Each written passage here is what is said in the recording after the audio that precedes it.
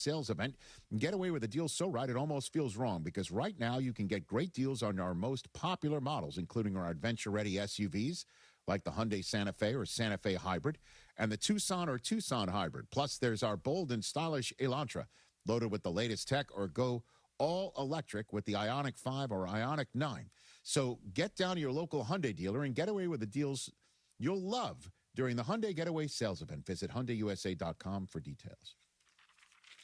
Listen, you know I cape for my alma mater as much as I possibly can. You know that. No, not you. Yeah. And if it wasn't for the free agency frenzy, I would definitely be talking about my college basketball team right now. That's a good game. I understand that we don't send winners all the time to the next level.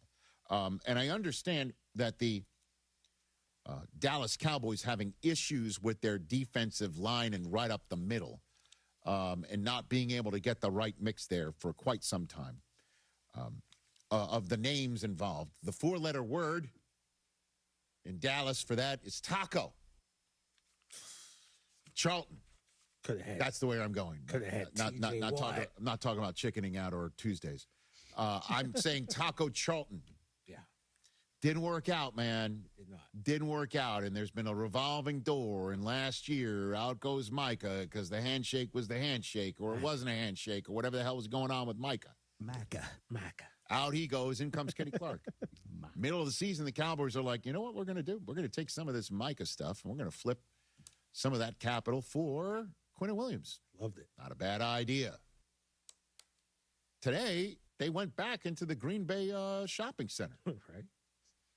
And they plucked Rashawn Gary, who one can absolutely say with certainty is no Taco Charlton.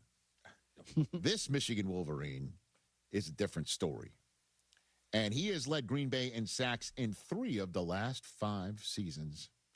He leads the Packers with 46.5 sacks since drafted in 2019. 7.5 sacks in each of the last 3 seasons. He's one of a dozen players in the NFL with 7.5 sacks in each of their last 3 seasons.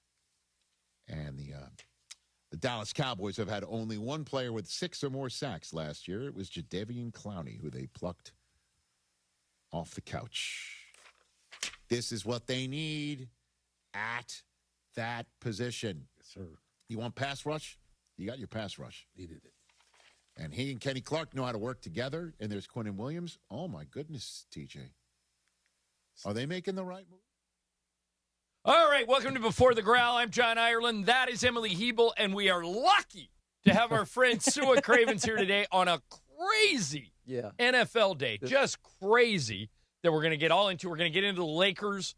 Yeah, I know. Come at me. They won without LeBron. I'm a big LeBron guy, Sua, so people are going to be on me about that. But, Emily, you sent something today in your email, and I read this, and I thought, this is an opportunity. Okay. A car in St. Louis has racked up $8,600 in parking tickets, but has never gotten booted or towed.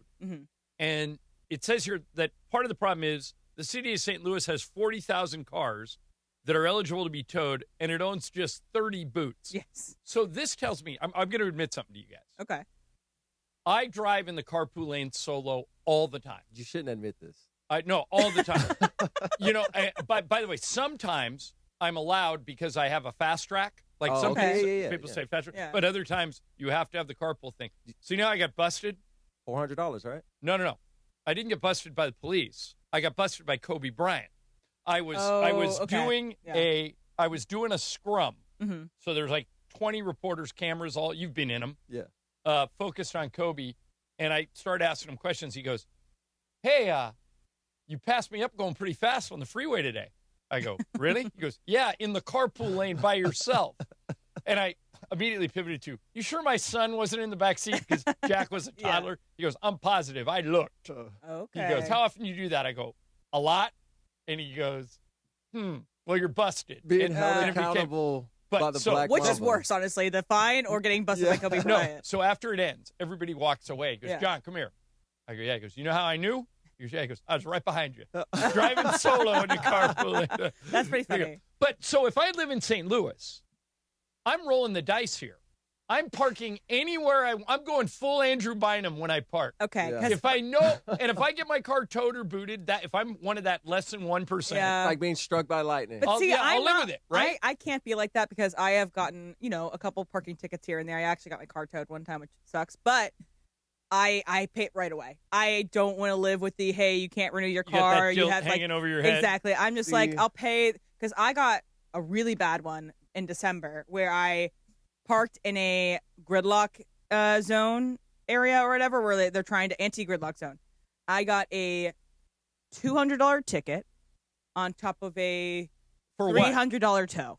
For what? I parked in the anti-gridlock lanes. So basically in the area where I live, like mid-city area, from 4 to 7 p.m. and from 7 to 9 a.m., you can't park on the very street clean. I did that in Philly once when I had a rental car and they towed it. Yeah, so It cost me $250. The thing is, they didn't actually tow it.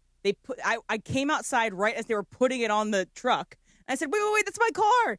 But they still said as long as the hooks are in, you have to pay for like the tow fee. But I didn't have to pay for like the impound lot fee. Eventually. So wait a minute, did you pay them on the spot and they gave you your car back?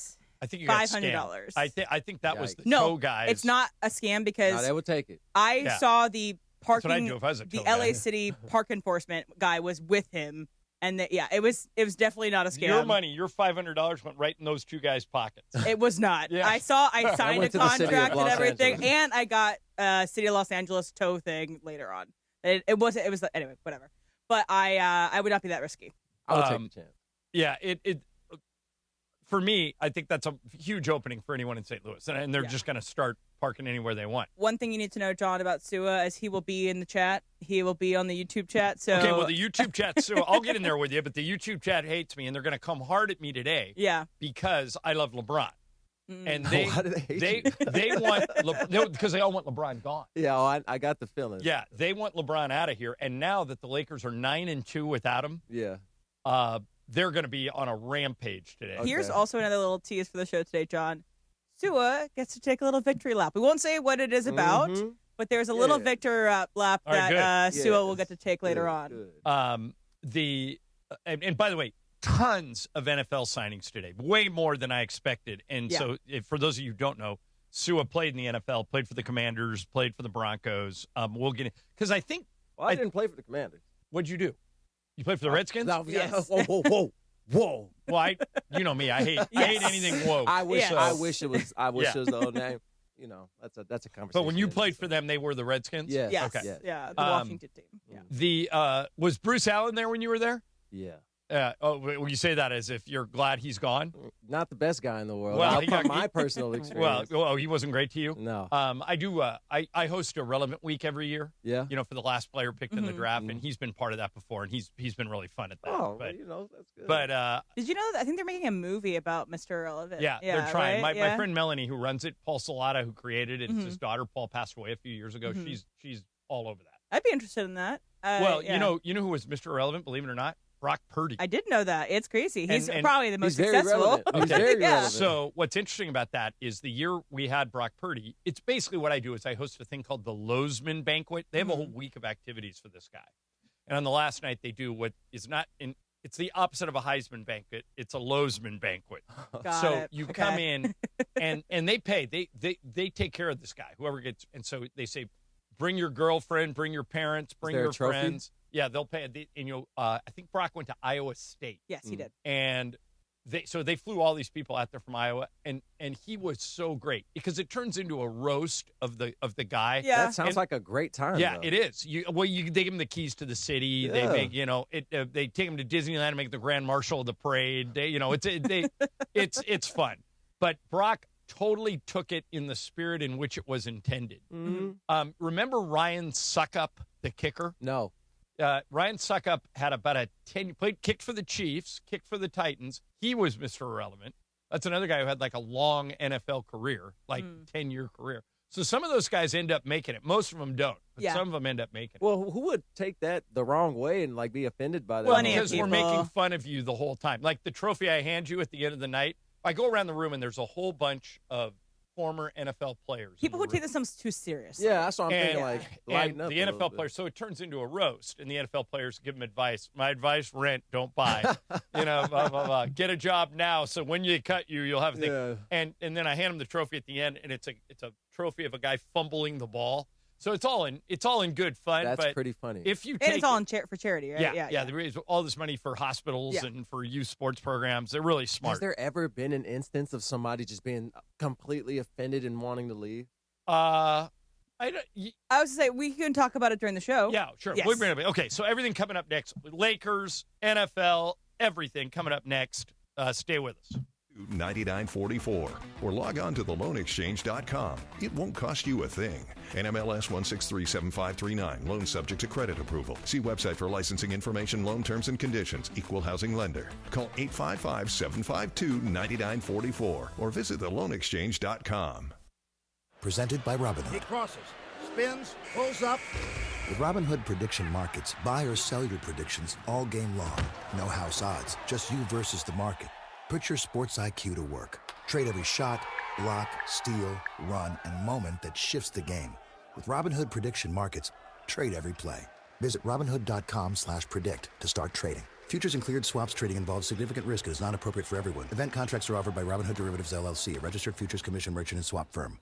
Vista Paint is California's original paint company and has been serving pros and homeowners since 1956. Our paints are formulated for lasting performance, beautiful finishes, and made to withstand the weather. Vista Paint, locally made, expertly crafted, always reliable. Do you owe $10,000 or more in credit card debt or personal loans? With credit card debt at all-time highs, Debt Relief Advocates is urgently notifying consumers of debt relief now being made available designed to aid consumers with out-of-control credit card debt. Those who qualify and enroll for this relief program may only have to pay back a fraction of what they owe.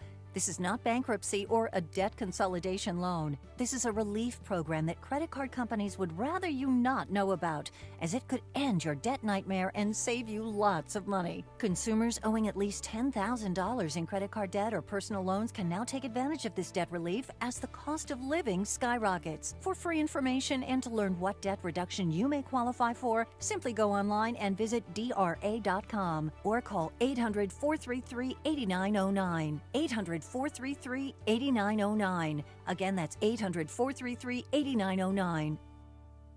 The home of the Lakers. And now the home of the Rich Eisen Show. Weekdays 9 a.m. to noon. KSPN Los Angeles. A Good Karma Brands radio station.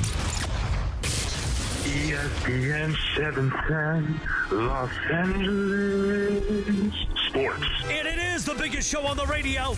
Mason and Ireland is on for your Monday afternoon. Mason, Ireland, best show on the radio. Here we go, Monday, the 9th of March, 2026. Good to be back, Jack.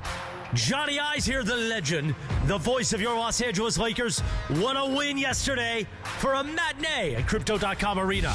Ayton hands it off to Luka. Luka with Anunoby on him. Excellent defender. Now here comes the double team. Luka still with it. 2 to shoot, 1 to shoot. Got to do something, Luka. He got it off and hit it. Falling out of bounds. Luka took a seat in the courtside seats after that shot, and it went in. Lakers beat the Knicks. Will react. And guess who's here? Sitting in for Mace today. Oh, Sua! The USC legend. The NFLer. The one and only Sua Craven sitting in for Mace. Johnny I, Sua, producer Emily, producer Brian Cohen, the social team in the back, and you. Gypsy Jew between his legs. Let's do it. The biggest show on the radio. So with that said, let's get this show on the Mason and Ireland. Oh. Yeah. Your Monday afternoon right now. Good afternoon. Sua, how are you, man? Is it afternoon? It's noon. It is 12:01. You're right. It is 1 minute afternoon. It is afternoon. You're right. How are you? I'm great. Great to have you here on a crazy football day. Crazy Laker day. I can feel it coming, Sua. Huge win for the Lakers yesterday without LeBron. Yeah. And here they come. For people who don't know, I'm a shameless Laker apologist, and I love LeBron. But at least, Sua, at least 50% of our audience wants him gone.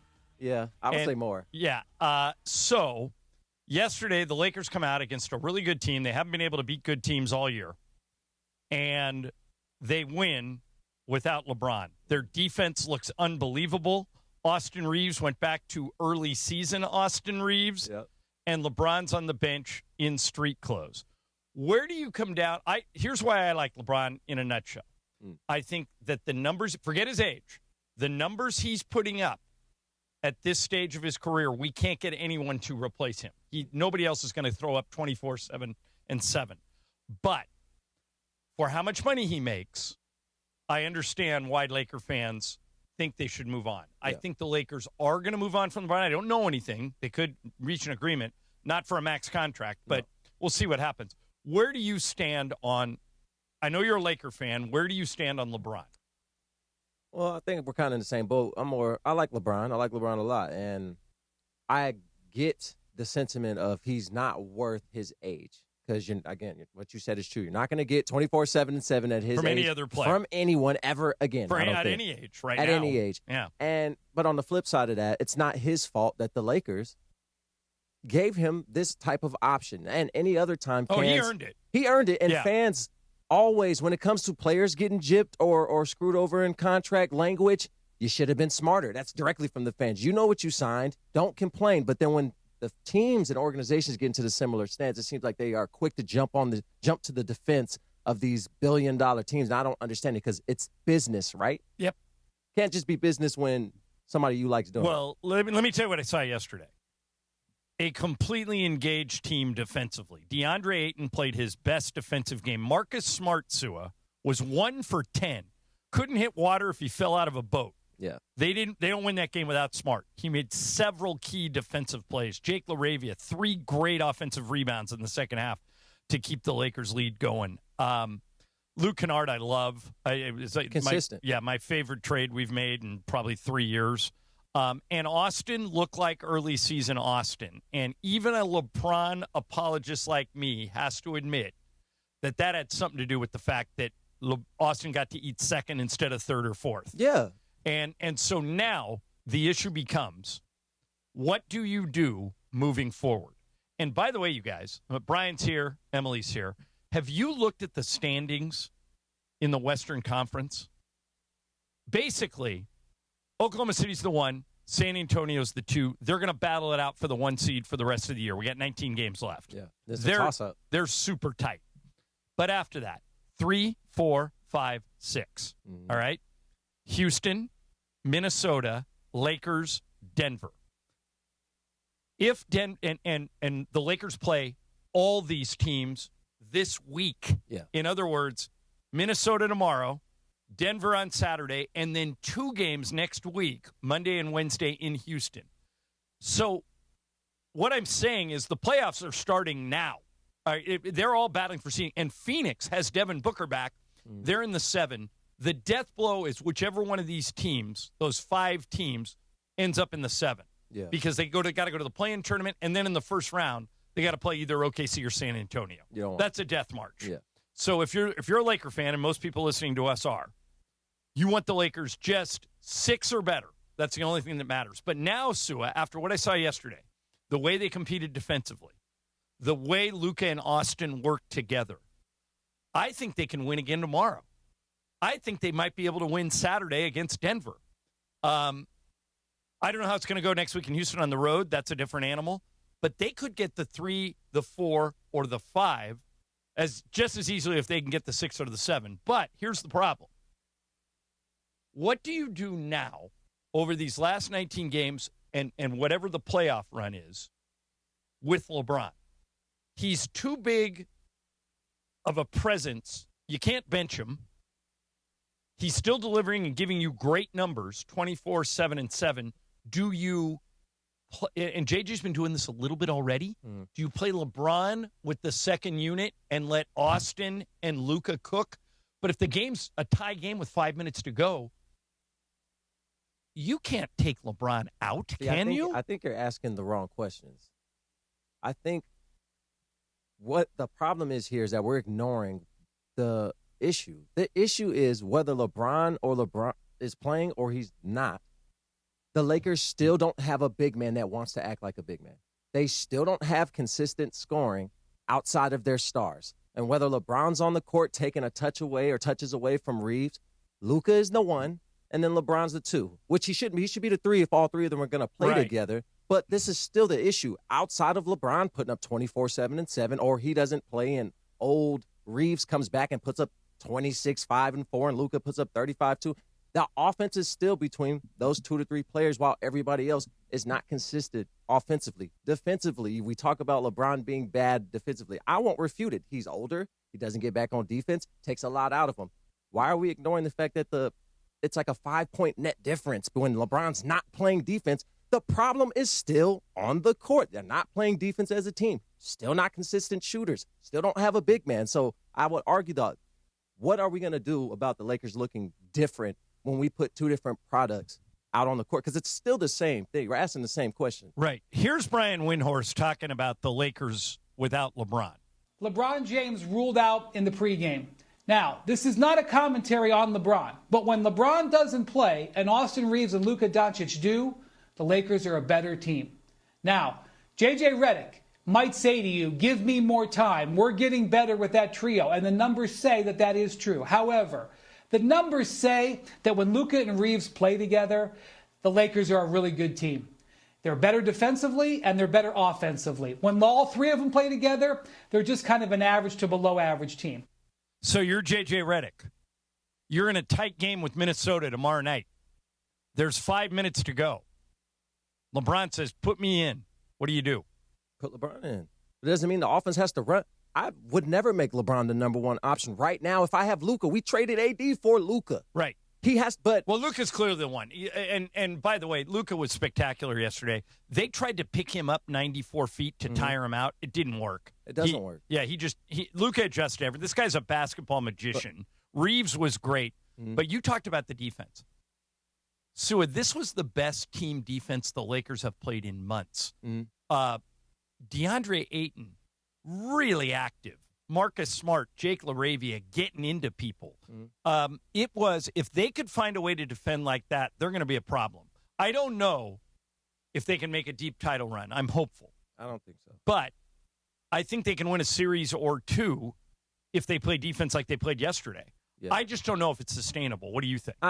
Well, first, I disagree with what Brian said because I don't think they are better teams. I think they're just a different team. Right. The usage rate, Luka's usage rate almost tops prime James Harden in Houston, where we all demonized that type of basketball and said, you can't win championships with that. But when it works, it looks amazing. We agree. But it doesn't change the fact that if Luka's dribbling out the clock and you're not going to play defense, whether LeBron's on the court or not, you're now reliant on if he's either hitting these superhero shots or he's not. That's what that is.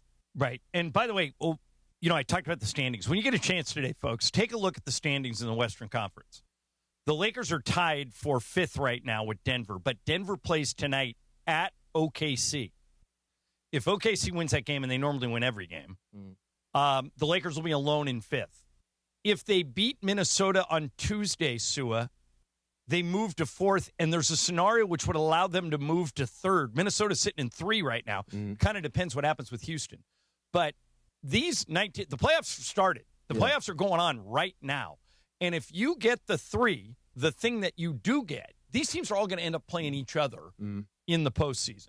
If you get the 3, the thing you do get is you get that 3-6 matchup on your home court. Yeah. So right now it would be Minnesota against the Lakers. Well, I guess the Lakers have the tiebreak over Denver until Saturday. Wait a minute. Denver's got it because Denver's won twice and the Lakers have won once. Okay, so that series would be in Denver or in Minnesota if the Lakers stay 5 or 6. Yeah. If they can move up to 4 or 3, they get home court. Well, this is when you start picking and choosing your battles. And to answer your question, saying, like, what do you do with all 3 of these guys now? I think it's matchup dependent because when you're playing the Timberwolves, who you had success against without LeBron, I think that fares well for what you want to do when LeBron isn't on the court. So you can start 3 of these guys, and then when LeBron sits, go back to going defensively minded first. When you get Kleba in the game, you get Vandy in the game, you get Smart in the game, because the offense is only running through Luka and Reeves against a team like Minnesota. you can stop Anthony Edwards from getting hot, because we know Gobert is not going to be a scoring threat on the outside, and he can be a defensive liability on the perimeter. That's where you take advantage of teams like that. I want to go back to something you said earlier, though. Gobert normally isn't, but if you don't have a center, like if DeAndre Ayton doesn't show up, in the deciding Game 5 last year between Minnesota and the Lakers, Gobert had 27 points and 25 rebounds because we didn't have anybody to go against him. But we didn't have Ayton. Maybe if he plays like he did yesterday, it would help. All right, so I'll be anxious to see how people react in sports graffiti to what you do now with LeBron. A lot of the hardcores will just say, get rid of him. It's not going to happen. By the way, there is no scenario under which LeBron doesn't finish the year with the Lakers. Yeah. If you guys want to talk about next year, I think that there's probably a breakup coming between LeBron and the Lakers. Which we have acknowledged months and months ago. But we want to talk about the now. What do you do for these last 19 games and for the playoffs if you're J.J. Redick? Coming up next, a massive amount of NFL news. So glad that you're here today, Sua, because there's nobody that can tell you who can really play and who can't play than another player. Yeah. Media can speculate, oh, that guy looks great. The media made Russell Wilson the best quarterback in the NFL for years. He was good at a certain point. Yeah, but players will tell you the truth, and we'll throw it all at Sua coming up next. Emily's here, Brian's here, Mason and Ireland, ESPN LA. And it is the 15-minute mark right here on 710 ESPN. On the all-new ESPN LA app and on YouTube at ESPN Los Angeles. The 15-minute mark on 710. Fueled by Valvoline Instant Oil Change. In that time it took to hear your favorite takes and all that fun and frivolity, you could be pulling out with a fresh oil change. No waiting, no appointment, just in and out in about 15 minutes. Bam! So you've got more time for what matters. Visit SoCalOilChange.com. In just 15 minutes, you can boost your vehicle's performance and save money while doing it. Visit SoCalOilChange.com now for value pack coupons and keep your car and your wallet running strong. The 15-minute mark on 710, made possible by Valvoline Instant Oil Change. Join ESPN LA for a Lakers watch party and live remote broadcast on next Monday, March 16th at Bar Louie in Downey. Beto Duran goes live at 5 p.m. with Lakers pregame before tip-off. Watch with fellow fans, enjoy Ice Cold Michelob Ultra, and enter for a chance to win tickets and exclusive signed gear. Don't miss it. That's next Monday at Bar Louie in Downey with ESPN LA and Michelob Ultra, the official beer sponsor of your Los Angeles Lakers. When you're hiring, have you ever felt like you're missing out on meeting truly great candidates for your roles? It seems impossible to find them. They have to be out there somewhere, right? Well, they're not hard to find when you know where to go. And that place is ZipRecruiter. And right now, you can try ZipRecruiter for free at ZipRecruiter.com/LA. ZipRecruiter helps 10 million people with their job search every day. And because these people are actively looking for jobs just like yours, it's easy to find the right person right away. In fact, 4 out of 5 employers who post on ZipRecruiter get a quality candidate within the first day. But if you're not using ZipRecruiter, you're missing out. So see what it's like when the impossible is easy. When you go to ZipRecruiter.com/LA right now to try ZipRecruiter for free. Once again, that's ZipRecruiter.com/LA. ZipRecruiter.com/LA. Never miss out on great candidates with ZipRecruiter. Hey, it's Bethel Duran. Everyone loves the new 2026 Toyota Electric BZ XLE that has a range of over 300 miles. You can drive one away on a 36-month lease with any old free and clear trade down for only $239 a month. That's a $36,000 car that needs no gas. No cash required. Just drive any old car, truck, or van you own outright in the Wonders Toyota or Northridge Toyota and drive out with a $239 lease payment. 2026 Toyota BZ XLE FWD. Offer good on any BZ model in stock with an MSRP under $36,650. Over 10 to choose from. Lease excludes tax, title, license, and dealer fees. Hey guys, it's Cappy. You know I'm serious about the game day menu, right? If we've got the game on, I'm not messing around in the kitchen. You know what I'm doing? I'm going straight to Pizza Hut. Right now, they've got 2 insane deals. A large 1-topping pizza or a medium 3-topping pizza for just $9.99 each when you carry out. Order online at pizzahut.com, or if you don't have it by now, grab your phone and download the Pizza Hut app and bring home a guaranteed win tonight. Available at participating locations. Extra charge for stuffed crust and original pan, extra cheese, and extra toppings. Texting enrolls you into recurring automated text messages. Consent not required to purchase. Message and data rates may apply. It's crazy to see how much everyone's changed at these reunions. Did you see Brian? He's in better shape than he was 25 years ago. How is that even possible? Yes, he told Tim he started taking Nugenix Total T2. The testosterone booster? Yeah, but he said it's way more than that. It also skyrockets nitric oxide in as little as 3 hours. Tim started taking it right away, and trust me, I've already noticed results. Wow, I might just have to go catch up with Brian. After 40, energy, strength, drive, it all starts going downhill.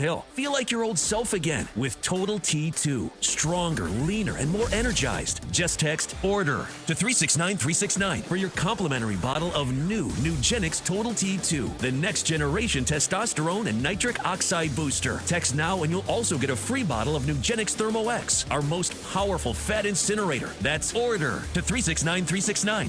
ORDER to 369-369. These statements have not been evaluated by the FDA. Product not intended to diagnose, treat, cure, or prevent any disease. Hi, this is Devontae Adams of your LA Rams. The biggest show on the radio, this is Mason in Ireland. LA's mega sports station, 710 ESPN. Listen to every Rams game on the all-new ESPN LA app.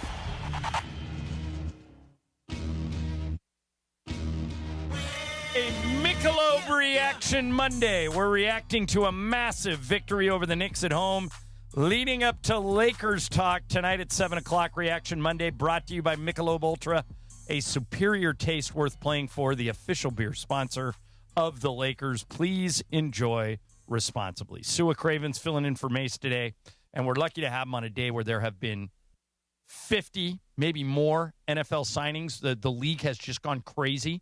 Yeah. Em, you referred to this as the legal tampering period. I don't remember this many signings last year. Were there and I just forgot? Yeah, so usually this is the big day because they can all sign on Wednesday. That's when the league year starts. But all this news starts to trickle out now. I know we had a little bit last week, but this is the big day. Okay, so I'm going to get into the Rams in a second because they made two interesting moves over the weekend. But I want you people, you in the audience, to know what you're dealing with here with Sua Cravens. All right? Sua, for people who don't know, played football at USC, played in the NFL for the Redskins and for the Broncos. And Sua, a while back, made this prediction on our air. We got news. The Miami Dolphins are hiring Green Bay Packers defensive coordinator Jeff Hafley to become their next head coach. Jeff Hafley, the defensive coordinator for the Packers. What do you think, Sua? They must see something. He's going to bring Malik Willis with him. Oh. He's going to bring Malik to Miami. Well, there goes my Lamar theory. That's gone. Malik's going to Miami. Yeah. Because there's already Malik's played well. They said there's like 5 or 6 teams ready to offer him real starting money, which I think the Titans should have never let him go as quick as they did. Right. You put him in a weird situation with Will Levis. By the way, where is Will Levis? Where is Will Levis? Is he eating mayo right now? He's eating mayo, probably. You predicted this months ago. How'd you know? He did. By the way, for those who haven't heard, Malik Willis signed a big, huge contract with the Dolphins today. How'd you know? Well, I have friends. And Okay. I have agents and friends of agents. And, I get told things that are like, hey, might be in the works, but just letting you know there's interest here. If you want to go about it, however you want to go about it. And I'm like, okay. And I always get accused of just making things up. No, you did not make that one up. You nailed it. Congratulations. Okay, so you just tell me if these moves are something or nothing. Okay. First one, an interesting play by the Rams over the weekend. Last week they traded for Trent McDuffie. This weekend they signed him to a contract extension, $100 million guaranteed, making him the highest paid corner in the history of the NFL. Explain that to me, because Sua, he had 1 year left on his deal at $13 million. Mm-hmm. Wouldn't you want to see how he fits in your system before you give him $100 million? You can't. Explain to me why. Because a player at his caliber, if you let him play on a 1 year deal, right? Because you can't tag him, you're not the team that drafted him, right? He's gone.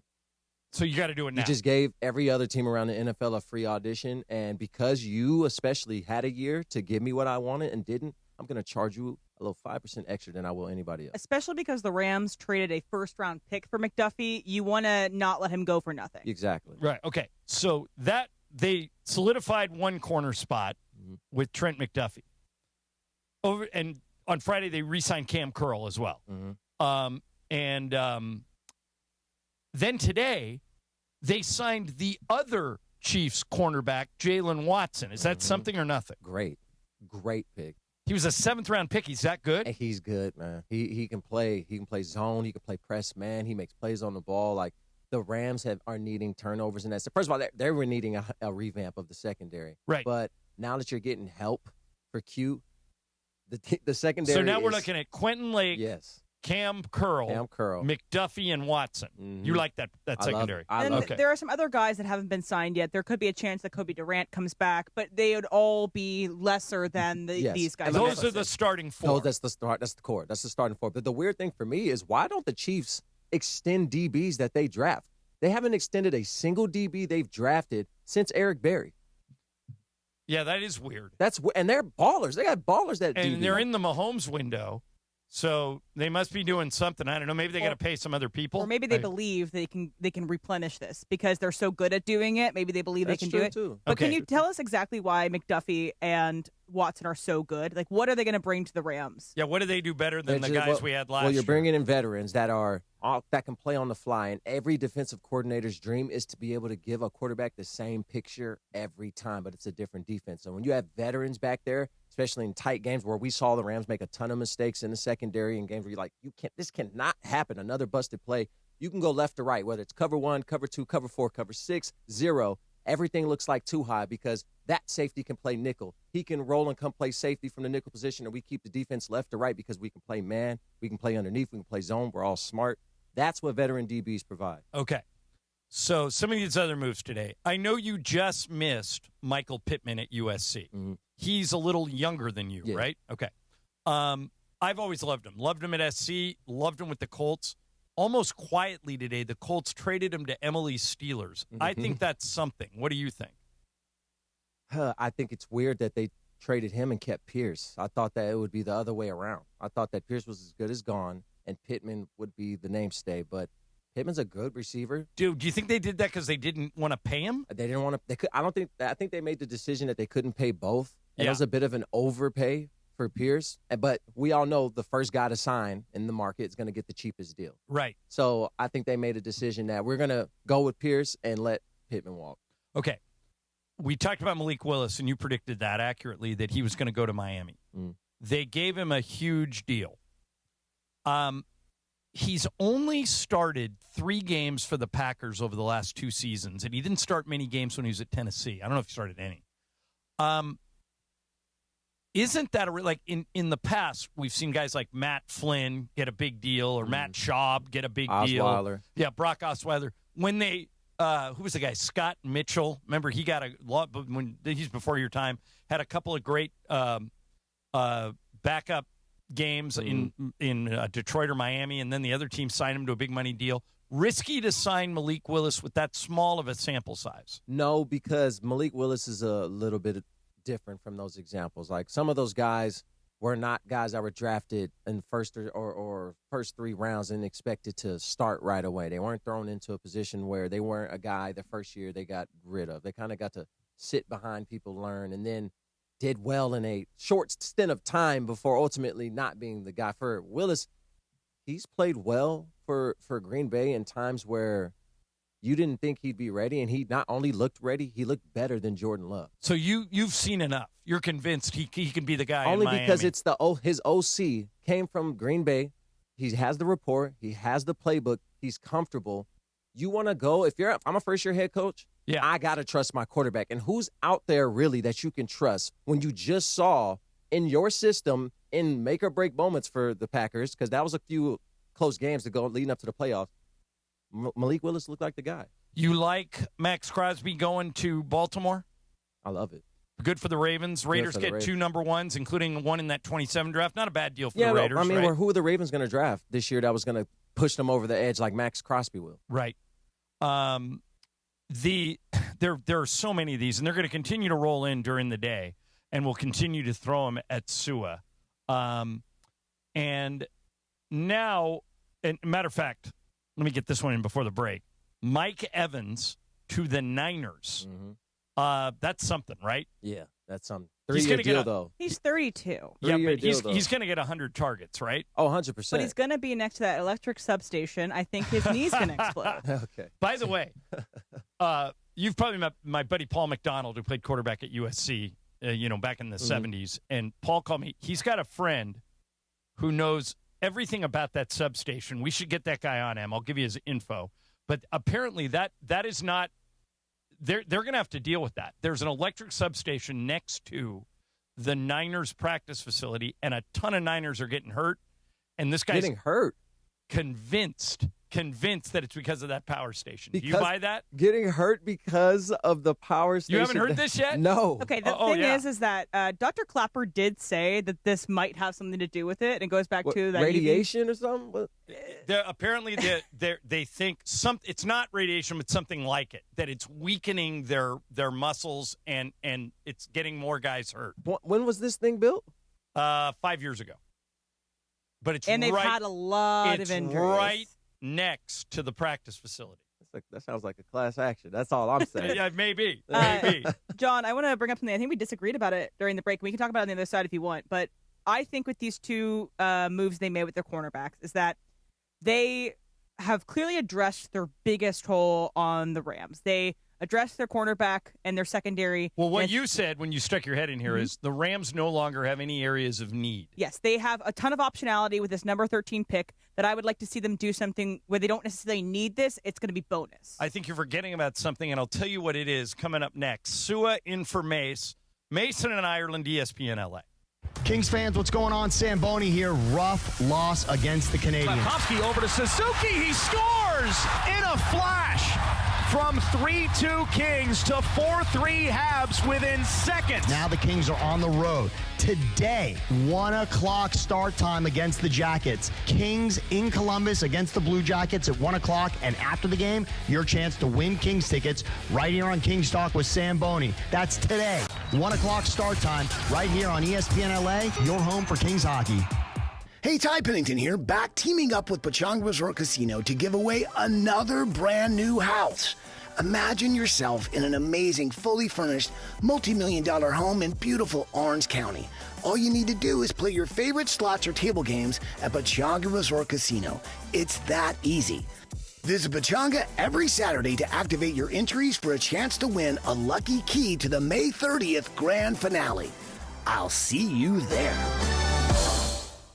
ESPN LA family, I'm personal injury attorney Joseph S. Normand. 2026 marks 15 years that you've trusted me to represent you. When you're hurt and down, I'm honored to fight for you in personal injury cases when it matters most. Numbers don't lie. I'm the real deal. The voice you hear is a voice you get. If you've been injured in an accident, call 213-747-1234, 213-747-1234, or visit normandlegal.com. Normand Legal, built on trust, proven by results.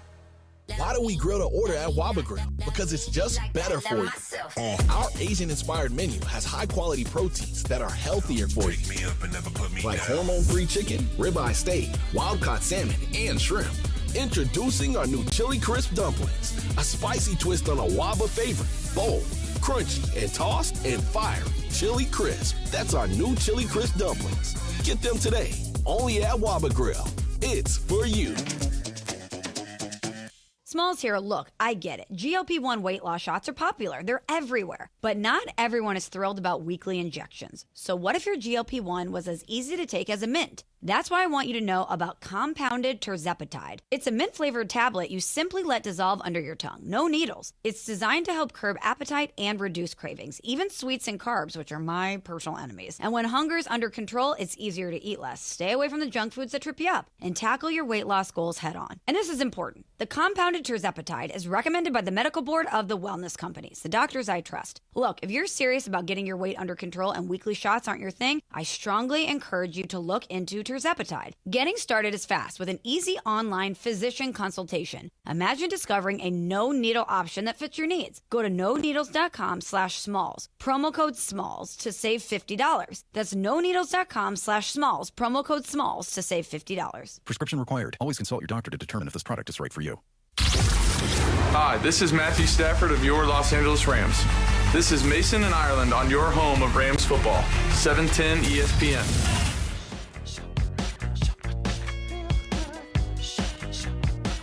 Mason and Ireland gentlemen, Tua Cravens filling in for Mace today. He should be back tomorrow. He says he's coming back tomorrow. We'll try and find out. All right, so Emily said before the break that the Rams have addressed all areas of need, okay? And now they have some optionality with that 13th pick. You forgot about one thing. They've got to fix the special teams. And there is a possible answer out there. Rashid Shaheed has not been signed. I would love for the Rams to sign him and make him their full-time kick returner. He'd also be a third option at wide receiver. Sua, what do you think? Too expensive. You think how much do you think he's going to cost? I think he's going to want around 30 to 40. No, he's not a number one. He's going to want, not a year. I think he's going to want 30 to 40, though. Can't we give him 10 a year, 3 years, 30? I think that's a lot for just punt return and kick return. We gave that to Tutu Atwell, who did nothing. Right. See, I knew I was going to get that from Emily. But right. I'm just saying. Wouldn't you rather have Rashid Shaheed than Tutu Atwell? I'd rather have Brandon Aubrey. Me too. And okay, guys. Sure, 3 points every time you cross the 50. Would you give Brandon Aubrey $10 million? Yes. Harrison Nevis only missed one every time kick, you cross Sua. the 50. Yes. Yeah, but it was in the playoffs, and it would have sent us to the Super Bowl. It wasn't in the playoffs. It was in the regular season. He was perfect in the playoffs. Was it in the Seattle game? Why did it was in the Seattle game? But it basically was a playoff That's game. what I'm talking about. Besides these two big plays, and I'm not minimizing. Shahid's my boy. He follows me on IG. I'm not talking crazy. I'm just saying. Besides these two big plays that Shaheed did 100% make, did the Seattle offense necessarily change? No. Jackson Smith and Jigba, 12 targets. Kenneth Walker came alive. So I can't justify putting you in an offense where you're not going to really be a weapon used on offense outside of punt return and kick return when I can guarantee my team 3 points every time we cross the 50-yard line. All right, so going back to the Max Crosby story, Emily, you say there is a story out there that Las Vegas minority owner Tom Brady refused to entertain any offers from the Patriots. So you buy it? Here's what the story was from Jeremy Fowler, that he says, quote, one person involved in the trade made an interesting point about the Patriots' chance that Crosby, quote, no way Tom Brady was sending Max to Mike Vrabel. I buy it because Tom Brady seems to be a vindictive kind of guy. He seems to, hold grudges. We saw it in the league when he was a player, and now we see it here. I think he would never do that, which I think is stupid. I agree with you that it's stupid. So I have said for years, and I'll back it up again, that if I'm trading an asset, okay, in this case, I'm the Las Vegas Raiders, all right? The only thing I care about, is what am I getting in return? I don't care if I don't like you. I don't care if I think you cheat. I don't care if you're my rival. I don't care if you're Tom Brady. I don't care about anything other than what am I getting in return? For years, people say, well, the Lakers and Clippers can never make a deal together because then, the Clippers would have to watch the Lakers from across. I don't care. If I'm the Clippers, I only care about who is giving me the best return that gives me the best chance to win. I think if Tom Brady refused to talk to the Patriots because he hates what crafted, whatever, whatever is happening there. By the way, I'm not. Emily may be right. He does seem like he's kind of petty, but he gets along with his problems were with Belichick. Yeah, he gets along with Kraft. Yeah, he doesn't hate Vrabel. I don't know if this is true, but if it is, it's a mistake. I only care about return. How about you? I hear you, but you're speaking because you don't have feelings involved. And unfortunately, I've been on the ugly side of arbitrations and grievances, and teams and owners and GMs for sure move with feelings first. I can't say that's what Tom Brady's doing. It is stupid if you do. If you spite your team just to get at somebody else, then you don't have your team's best interests in mind. But speaking from my own experience, when I got traded to Denver wasn't the initial destination when I requested in my grievance. But when I was leaving Washington, I said, I want to go back home to California. And they were like, you ain't going back. And there were 4 teams here. There's one thing we're not going to let you do is demand a trade, get this money, and go back to where you want to go. So, see, if it were me, if I was running the Commanders, by the way, was that Bruce Allen at the time? Yeah, okay. A lot of people. All right. A lot of people. So if I'm Bruce at that point, all I care about is I get on the phone to all 4 California teams. I get on the phone with the Chargers, the Rams, the Niners. Oh, I can't say the Raiders are a California team anymore, but they're in Vegas. You probably would have okayed a trade to the Raiders. I think at the time they were in California. Yeah, they were. And I say, all right, guys, I've got Tua Cravens. He wants to be traded to California. Everybody make me your best offer. You're taking the best offer out of those 4. Yeah, and I'm not. No, I'm taking the best offer out of the other 31. Oh, okay. Yeah. But I'm not wiping those 4 out of consideration because I don't want to give you what you want. I don't care about you anymore. The only thing I care about is return. Is your return. Yeah. Yeah. Well, the minute you said, I want to trade and I would prefer to go to California, I'm not going to say, well, the last thing I'm doing is sending you to California. I'm saying, okay, Sua doesn't want to be here anymore. I put all 31 teams on notice. I've got Sua Cravens. Make me your best offer, and I'm taking the best offer I can get, including the California teams. And you would get lucky if one of them made the best offer, but I'm not ruling them out. Ruling them out? That's stupid. Be a better GM and or president than what we had in 2017. There you go. Can I bring up something back with the Rams? Yeah. There's something that is available that hasn't happened yet, and that is an extension for Puka. And I'm honestly a little surprised it hasn't happened yet. He is an incredible wide receiver. He is the best wide receiver on this team. And wouldn't you want to lock him up for a long time? I'm not sure. Why hasn't this happened yet, you think? Well, I think it's his off-the-field stuff. Really? I think there are questions about his behavior off the field. But I've always been in Puka's corner. I think the guy balls out every Sunday. He catches everything. He's a tank. He's really hard to tackle. I think I could, like he had that one thing where he was on that podcast and he said he was going to do an anti-Semitic dance. I think he just didn't know any better. I don't think he was anti-Semitic. No, I don't think his intent was that at all. But it's still up to you to be an adult, to do your own research and your team, to make sure that they clear that before you ever do something in the first place with somebody. Your opinion means more than mine in this. You played in the NFL. Would you hesitate for any reason to give Puka an extension? Well, me, no, because I'm a football player. So I'm always like, if I'm balling and I'm not hurting anybody, why does it matter? But on the flip side of that doesn't always bring in dollars. And that's what matters at the end of the day.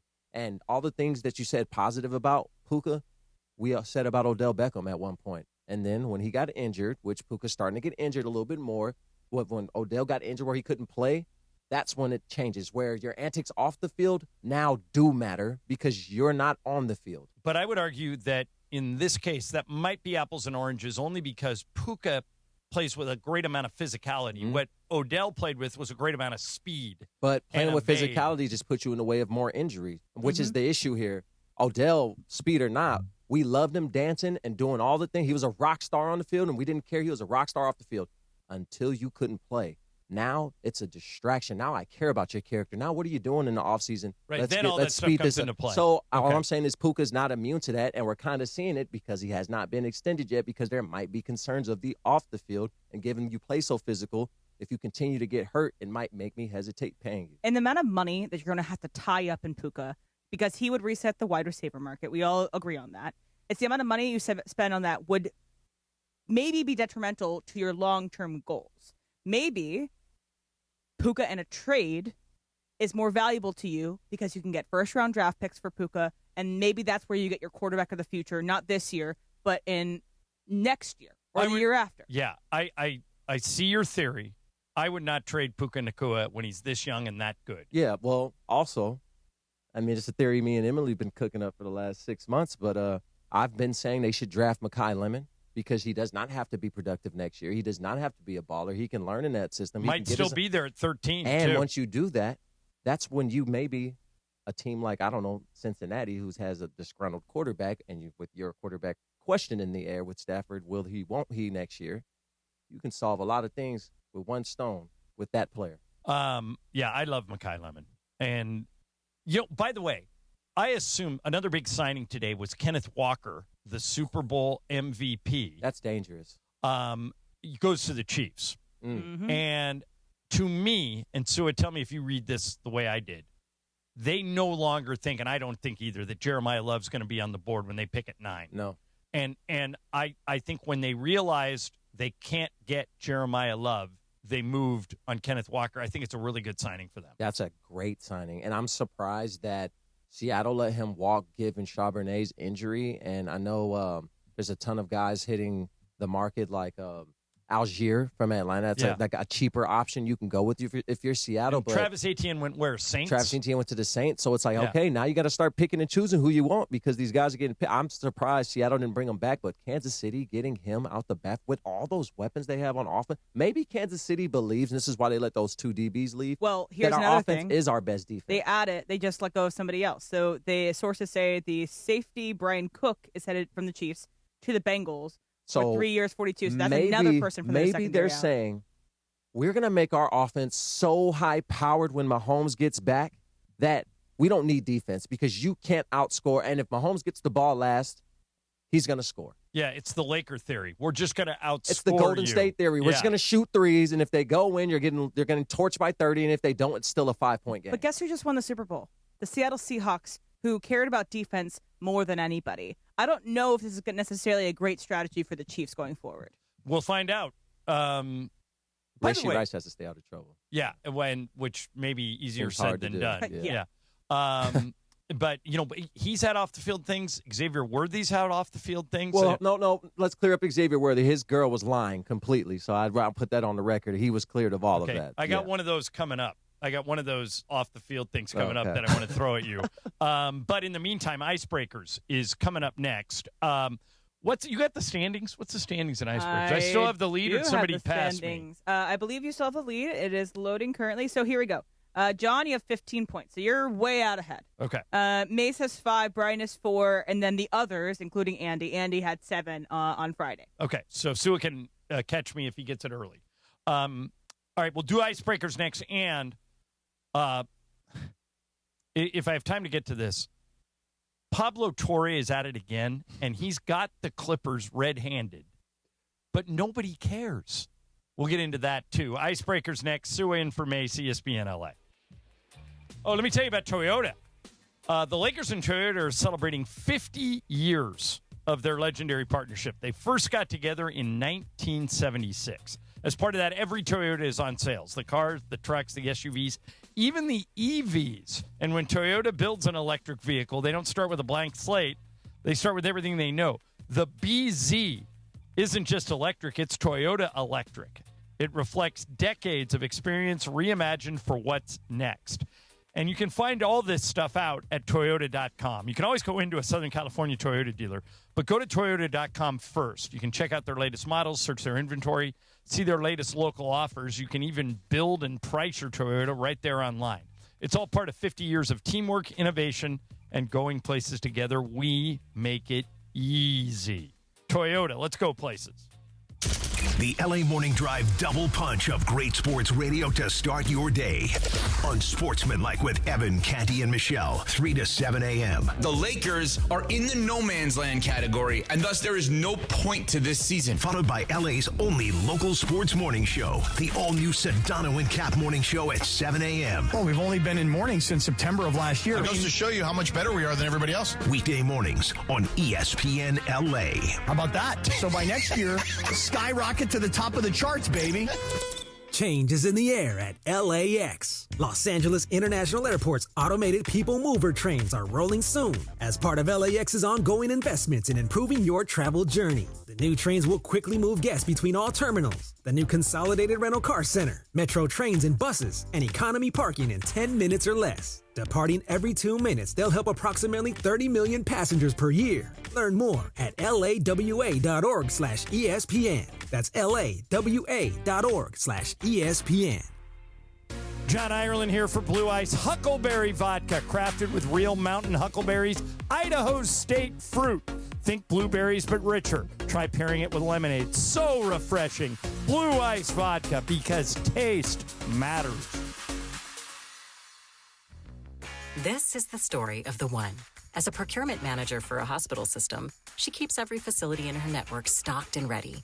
That's why she counts on Grainger to be her single source for thousands of products, from disinfectants to lighting, air filters, and more.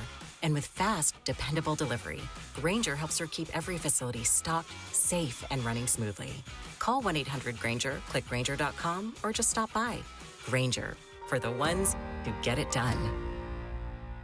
Every 40 seconds, a child is reported missing. Find the Children is a nonprofit organization dedicated to helping find missing kids. You can be a part of their mission by donating your unwanted car. Call 1-800-294-0222. You'll receive the maximum tax deduction, and we provide fast, free pickup. Call 1-800-294-0222. Donate your unwanted or unused car. Call 1-800-294-0222. This advertisement was paid for in partnership with Cars R Us and Find the Children. Listen to Mason and Ireland, weekdays noon to 3 on ESPN LA. And it is Mason and Ireland on ESPN LA. It's time for Icebreakers. Icebreakers made possible by Blue Ice Vodka, the finest vodka sourced from Idaho potatoes. Get it? Idaho, Johnny I, the Idaho compound. Enjoy Blue Ice Classic Vodka or their unique flavors like Huckleberry and Double Espresso. Find Blue Ice in stores and ask for them by name. Time for Icebreakers on Mason and Ireland. Take it away, producer Emily. Alrighty. All right, let's see if Sue can help out the others. Like I just mentioned, John has a sizable lead for the month so far. So here we go for 10 points. I was born in 1994.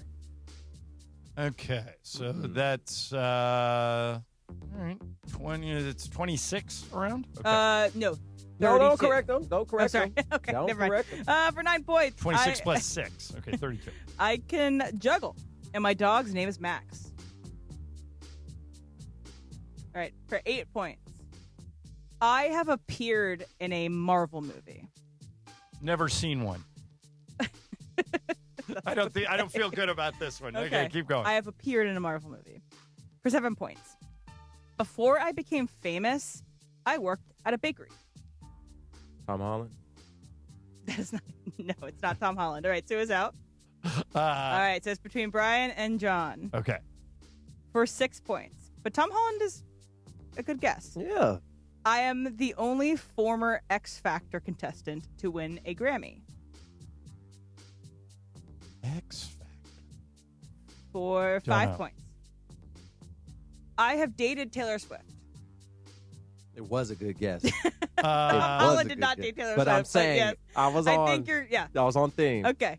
I'll take a shot. Okay. Joe Alwyn. That is incorrect, but that is a good pull. Joe Brian, Alwyn. John Mayer.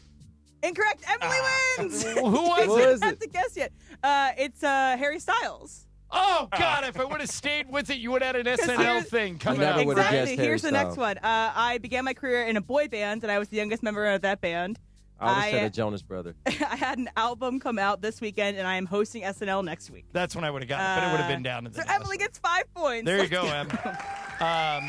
Okay, so as you guys all know... Wait, before that, can you tell us who sponsors this segment? Yeah, it's sponsored by Blue Ice Vodka. I love these guys. Crafted in the heart of Idaho from the finest potatoes, distilled for clarity, filtered for perfection. Blue Ice isn't just vodka, it's a statement. Sue, have you ever tried Blue Ice Vodka? I haven't. Oh, you got to try it. Once you try it once, you'll be hooked. They got all these great flavors. They have the traditional flavor. They have espresso martini. They have huckleberry. It's great. They make it from potatoes. Most vodka is made from corn. Once you try it, you'll be hooked. I'll send you a bottle. Since you sent me a pair of your shoes, I'll send you a bottle of Blue Ice. Okay. Okay. So I want to get this in case people want to react to it in sports graffiti, but my guess is they won't because no one seems to care. But for months, there's been this investigation going on with did the Clippers pay Kawhi Leonard under the table to sign with them when he was a free agent? Yes. Pablo Torre, who has his own podcast, Pablo Torre Finds Out, where he just goes and does investigative stuff, has now done 9 episodes. 9. A deep dive. On the Kawhi Leonard aspiration Clippers thing. But what he's never had is absolute proof. Mm-hmm. Over the weekend, he got it. He was doing a live show at the Sloan Sports Conference along with David Sampson and Amin El-Hassan, who always come on his show with him. And he found a whistleblower document. Not one, but 2 whistleblowers who turned in aspiration for being a crooked company. All those guys have now gone to jail.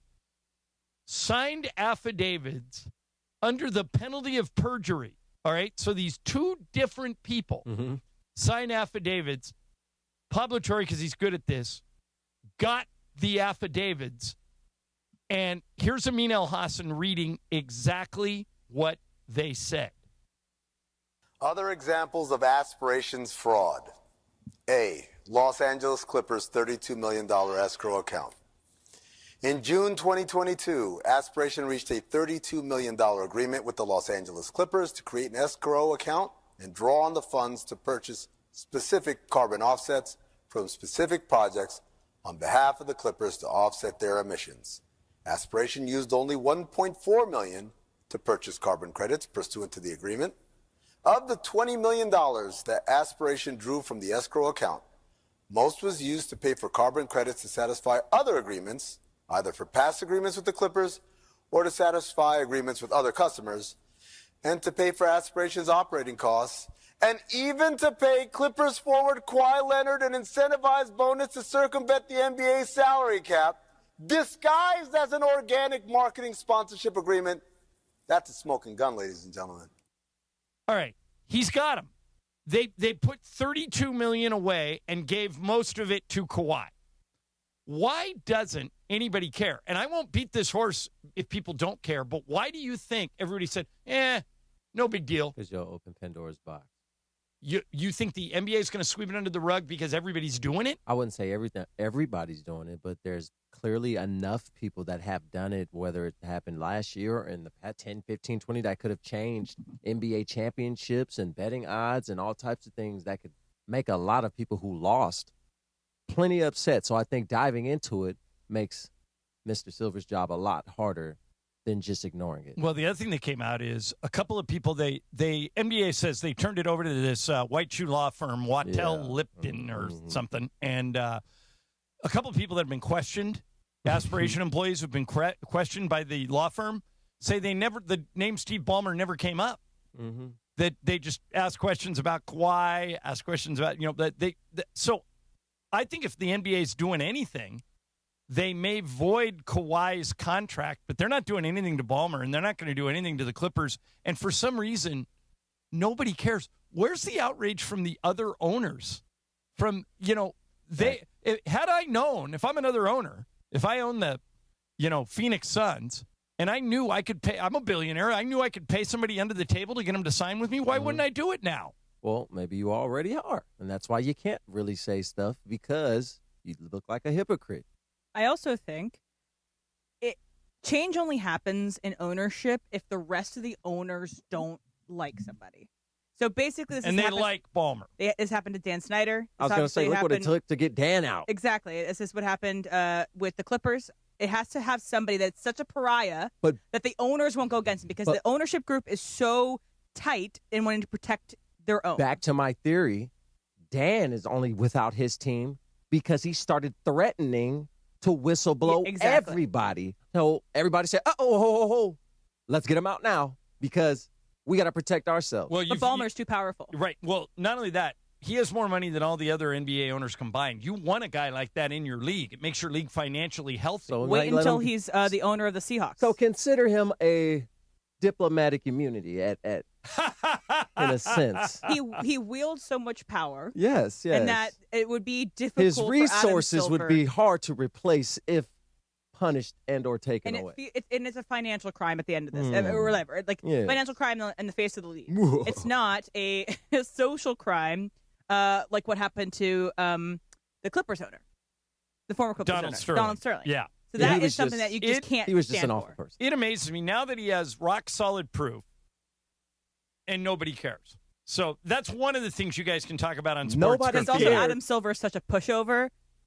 Like he doesn't want to have to do this. He is on the bidding of the owners. Do you remember during COVID when they announced, like, hey, that thing that was in the sky for like 5 days in LA where we gaslit all of you and said it was just a NASA firework, essentially? Yeah, that was a UFO that we can't explain. You guys were right. Sorry. And everybody went, okay, how many followers do I have on Instagram still? Nobody cares. What's happening with Britney Spears? Yeah, it really is amazing that because short attention span.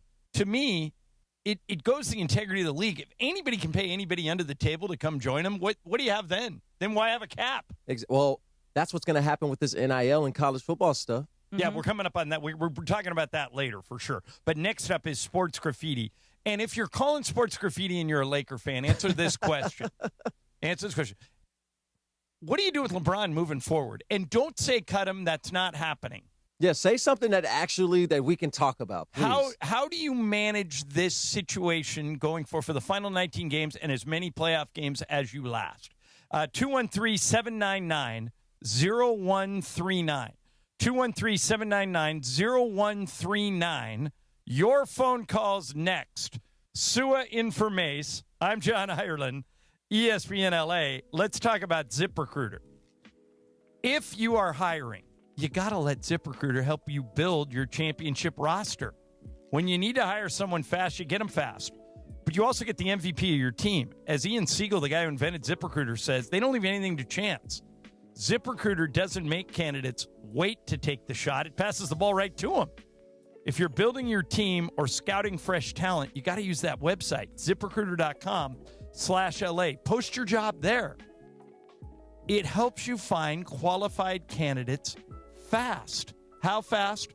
4 out of 5 employers who post on ZipRecruiter get a quality candidate within 1 day. So go to that website, post your job, ZipRecruiter.com/LA.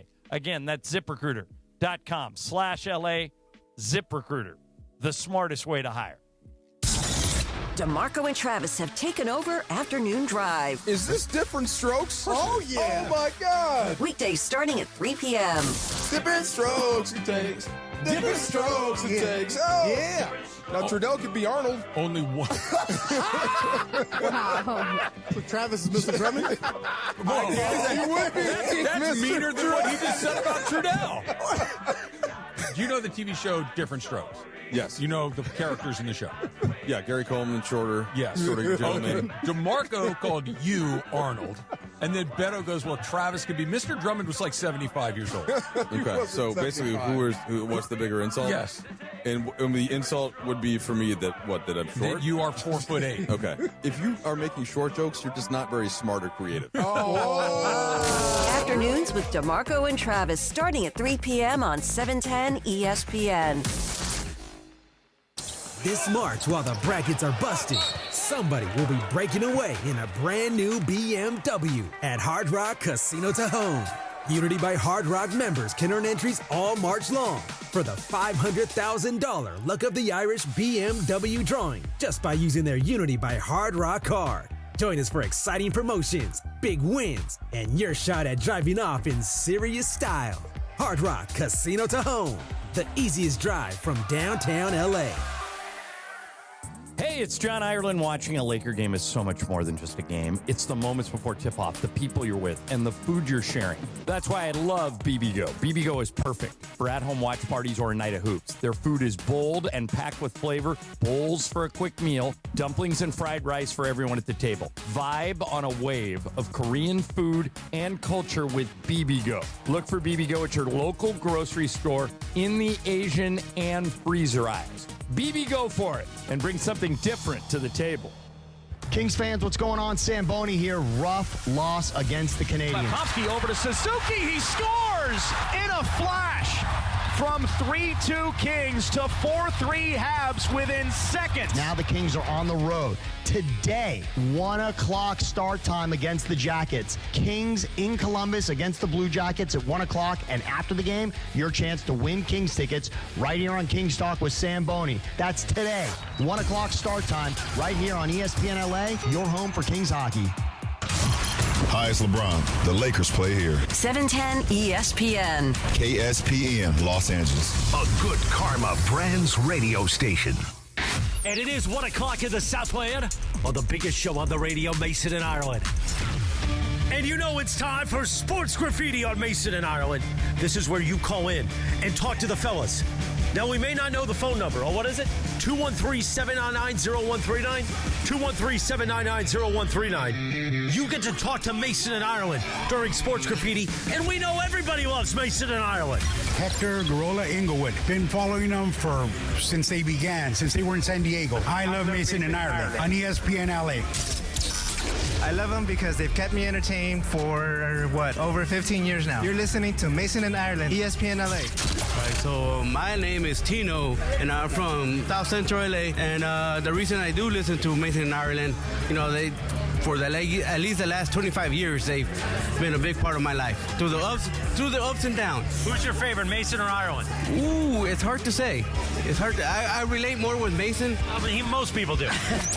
Let's do it. Sports graffiti time. Take it away, Mace. All right, no Mace today. Sua Craven's in for him, and let's go to the phones. Jim in South L.A., you're our leadoff hitter. Jim, you're on Sports Graffiti. Go. Hey, good afternoon, guys. I am not a LeBron hater. Okay. Right? I've called up many times to defend him here on the show, but man, they win without him, and they started off the season well without him. And maybe they do play better. I mean, obviously they win more without him. I think you just got to do the rotation differently. You start him off, obviously you start him because you have to. But I think when he goes out, you just have to rotate these guys differently because they play different when LBJ is in there. And obviously Luka and AR play well together. Jim, tie game, 3 minutes to go. LeBron goes to you as the coach. You're J.J. Redick, and he says, okay, J.J., I'm good. Put me back in. What do you do? It's hard. I saw something on Twitter where they were down against – who did we lose last to? Denver. They were down against Denver. He goes out with the elbow. Lakers catch up. And then he comes back in and we lose. I think you just have to go with who's playing well at the time. And I know it's hard, but you just got to go with who's playing well at the time. All right, thanks, Jim. Sua, I don't think you can bench the greatest modern-day NBA player in history with the game on the line. I just don't think it's practical or realistic. Well, and a lot of his reasoning, you were playing well early in the season because you played a bunch of bad teams as well. So here's Tim in Brentwood. Hey, Tim, you're on Sports Graffiti. Go ahead. Hi, guys. Good afternoon. Keeping on the LeBron topic, I think it's up to JJ to really maneuver. You're not going to cut him. He still can bring it offensively. Defensively, he's not bringing it. But you have to maneuver the squad towards the 5 or 8 minute mark of the game. The only problem I have, and being a big Laker loyalist, is, John, what you said earlier today. You said that they played good defense the first time in 3 months. Yeah. 3 or 4 months. The best defense I've seen them play, Tim, in a long time. Right. And what did LeBron say about a month ago when he said it's not sustainable? That's why we're not a championship team. Yeah, So- it's a hard question to answer. Like what you do with them moving forward. Thanks, Tim, for the phone call. I'm not sure how you handle this. Here is Al in Bakersfield. Hey, Al, you're on Sports Graffiti. Go ahead. Hey, thanks for taking my call. All right, I'm calling in to say the Lakers play a lot better without LeBron. You got 5 guys actually playing defense. There's nobody sulking, standing on the other side of the court, cherry-picking for an easy layup while hoping his team stops the ball 4-on-5. This is ridiculous. If you want to win a game, you got to have 5 guys playing defense. Thanks for taking my call. Have a good night. All right, man. See ya. Dave in Lancaster. Hey, Dave, you're on Sports Graffiti. Go ahead. Good afternoon, fellas. Hi, Dave. I just kind of want to pivot a little bit away from the Lakers. Okay. I don't know if you saw over the weekend, but Michael Thompson's son, Trey, made this unbelievable catch. Yep, we saw it, and we're gonna and Dave, we're gonna talk about it. Thanks for the call. We're gonna talk about it coming up. I think there's a real opportunity for a local team involving Trace Thompson, and I'll have that for you coming up. Here is Ken in Newport Beach, who's a big Lakers fan. Hi, Ken. You're on Sports Graffiti. Hey, John. If you get a chance, talk to your operator there and get my phone number. I have a new line of golf equipment. Oh, okay. That comes out of China, and it's in 46 different countries. And I'd like to have you take a look at it. Anyway, here's my feelings. It's not about LeBron. It's about having 3 ball players. And I'm talking about guys that need a ball in their hands at the same time. Look at the game Reeves had. He hasn't had a game like that in the last 5 or 6 games since he came back. The other thing is, they're 14-8. And I did the stats. 14-8 when LeBron doesn't play. Yes, a lot of that was the early game, but you can't have 3 guys that want the ball, that want to shoot, because then you're not going to have defense, and you're going to have Reeves or somebody else that's missing out. Right, but Ken, what do you do at the end of a close game when all three of those guys want to be out there? Well, we're only talking about 18 or 19 more games. And I don't think we'll see LeBron next year. So let's bear it this year, but know that it's not because LeBron's bad. He's still great. It's you need to get Reeves and Luka in the game at the same time. Those are your three-point shooters. Yep. All right, thanks, Ken, for the phone call. Here's Solomon, Lake Balboa. Hi, Solomon. You're on Sports Graffiti. Hey, man. Yeah, I'm so happy to follow Ken. He and I are on the calls close together usually. Boy, it's talking to the choir. The big three sometimes is the big flop. It does not work. And to answer your question, at the end of the game, it takes two to tango. J.J. Redick's going to have to go up here, and LeBron is going to have to understand if the current unit is doing phenomenal, do you want to win or do you want to play? Which one, LeBron? Up to you. All right, thanks for the phone call. The problem is I just don't think realistically, Sua, you can sit a player of LeBron James's pedigree at the end of a tight game. That's one of the main reasons why you've got him, to flip the game your way, right? Anybody that's saying it's a hard decision, I'm just tuning my ears out. Yeah, it's not a hard decision. Here's our friend Chris Ward from the Green Cross in Torrance. Hi, Chris.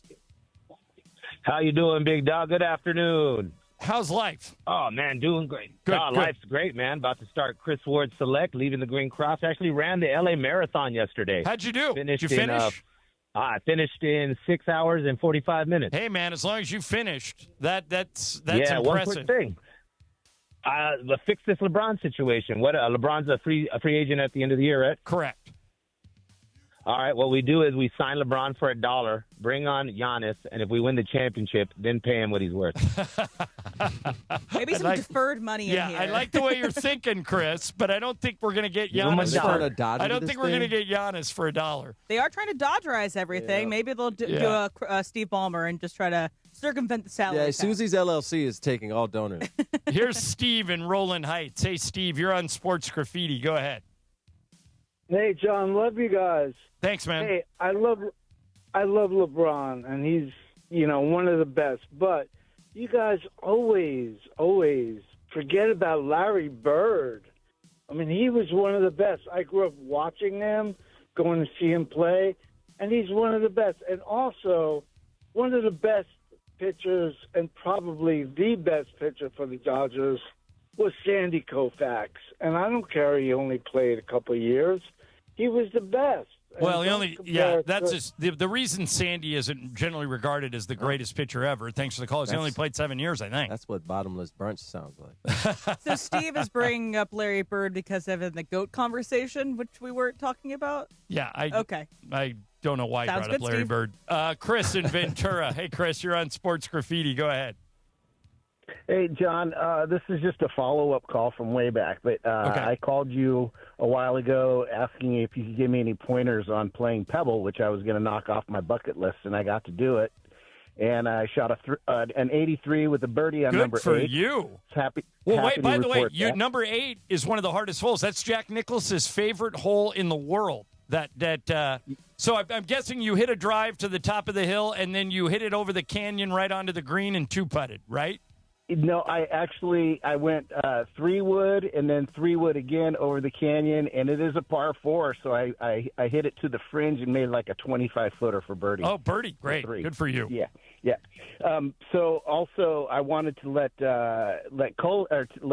Sua know that I play a lot of golf with Coley Candel's uncle Casey. He's one of my best friends.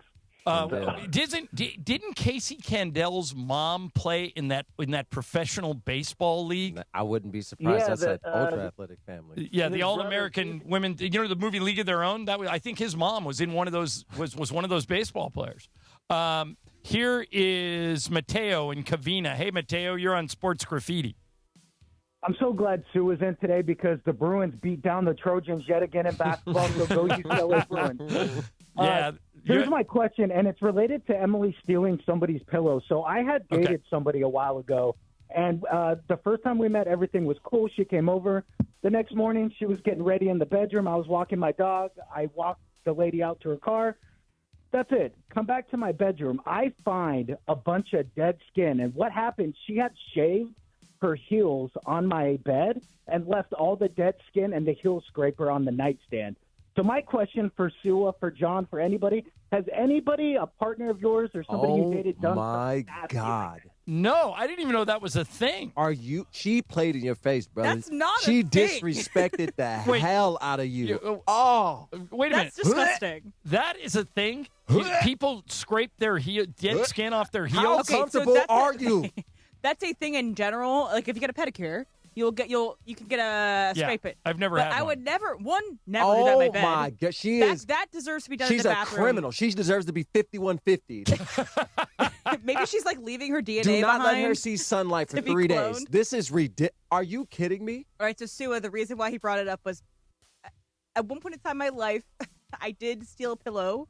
You didn't leave dead heel skin, did you? No, I stole She this had a pillow. one-night stand. The pillow, she loved the pillow. Wait, is that this is all true? Yeah, she loved the pillow so much that in the morning when she got up, she just took it and never talked to the guy still again. have it. Can I ask you a question about this? Can I ask you just one question?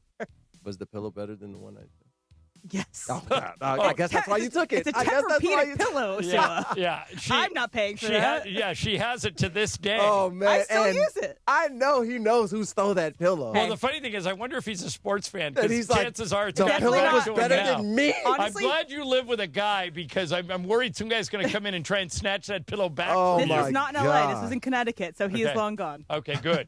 That makes me feel better. Eric in Long Beach. Hey, Eric, you're on Sports Graffiti. Go ahead. Hey, guys. Good afternoon. Good afternoon. First off, that dude who, with that chick with the dead skin, that is the most disgusting thing I think I've heard in That is a disgusting. long time. Yeah, That I'm is- guessing. oh, my God. I'm guessing there was no second date there. Did she work here at ESPN LA? 'Cause we do a lot of gross things here too. No. Not that gross. Good Lord. Yeah, that was bad. That was terrible. But I called in to say, here's the thing about LeBron.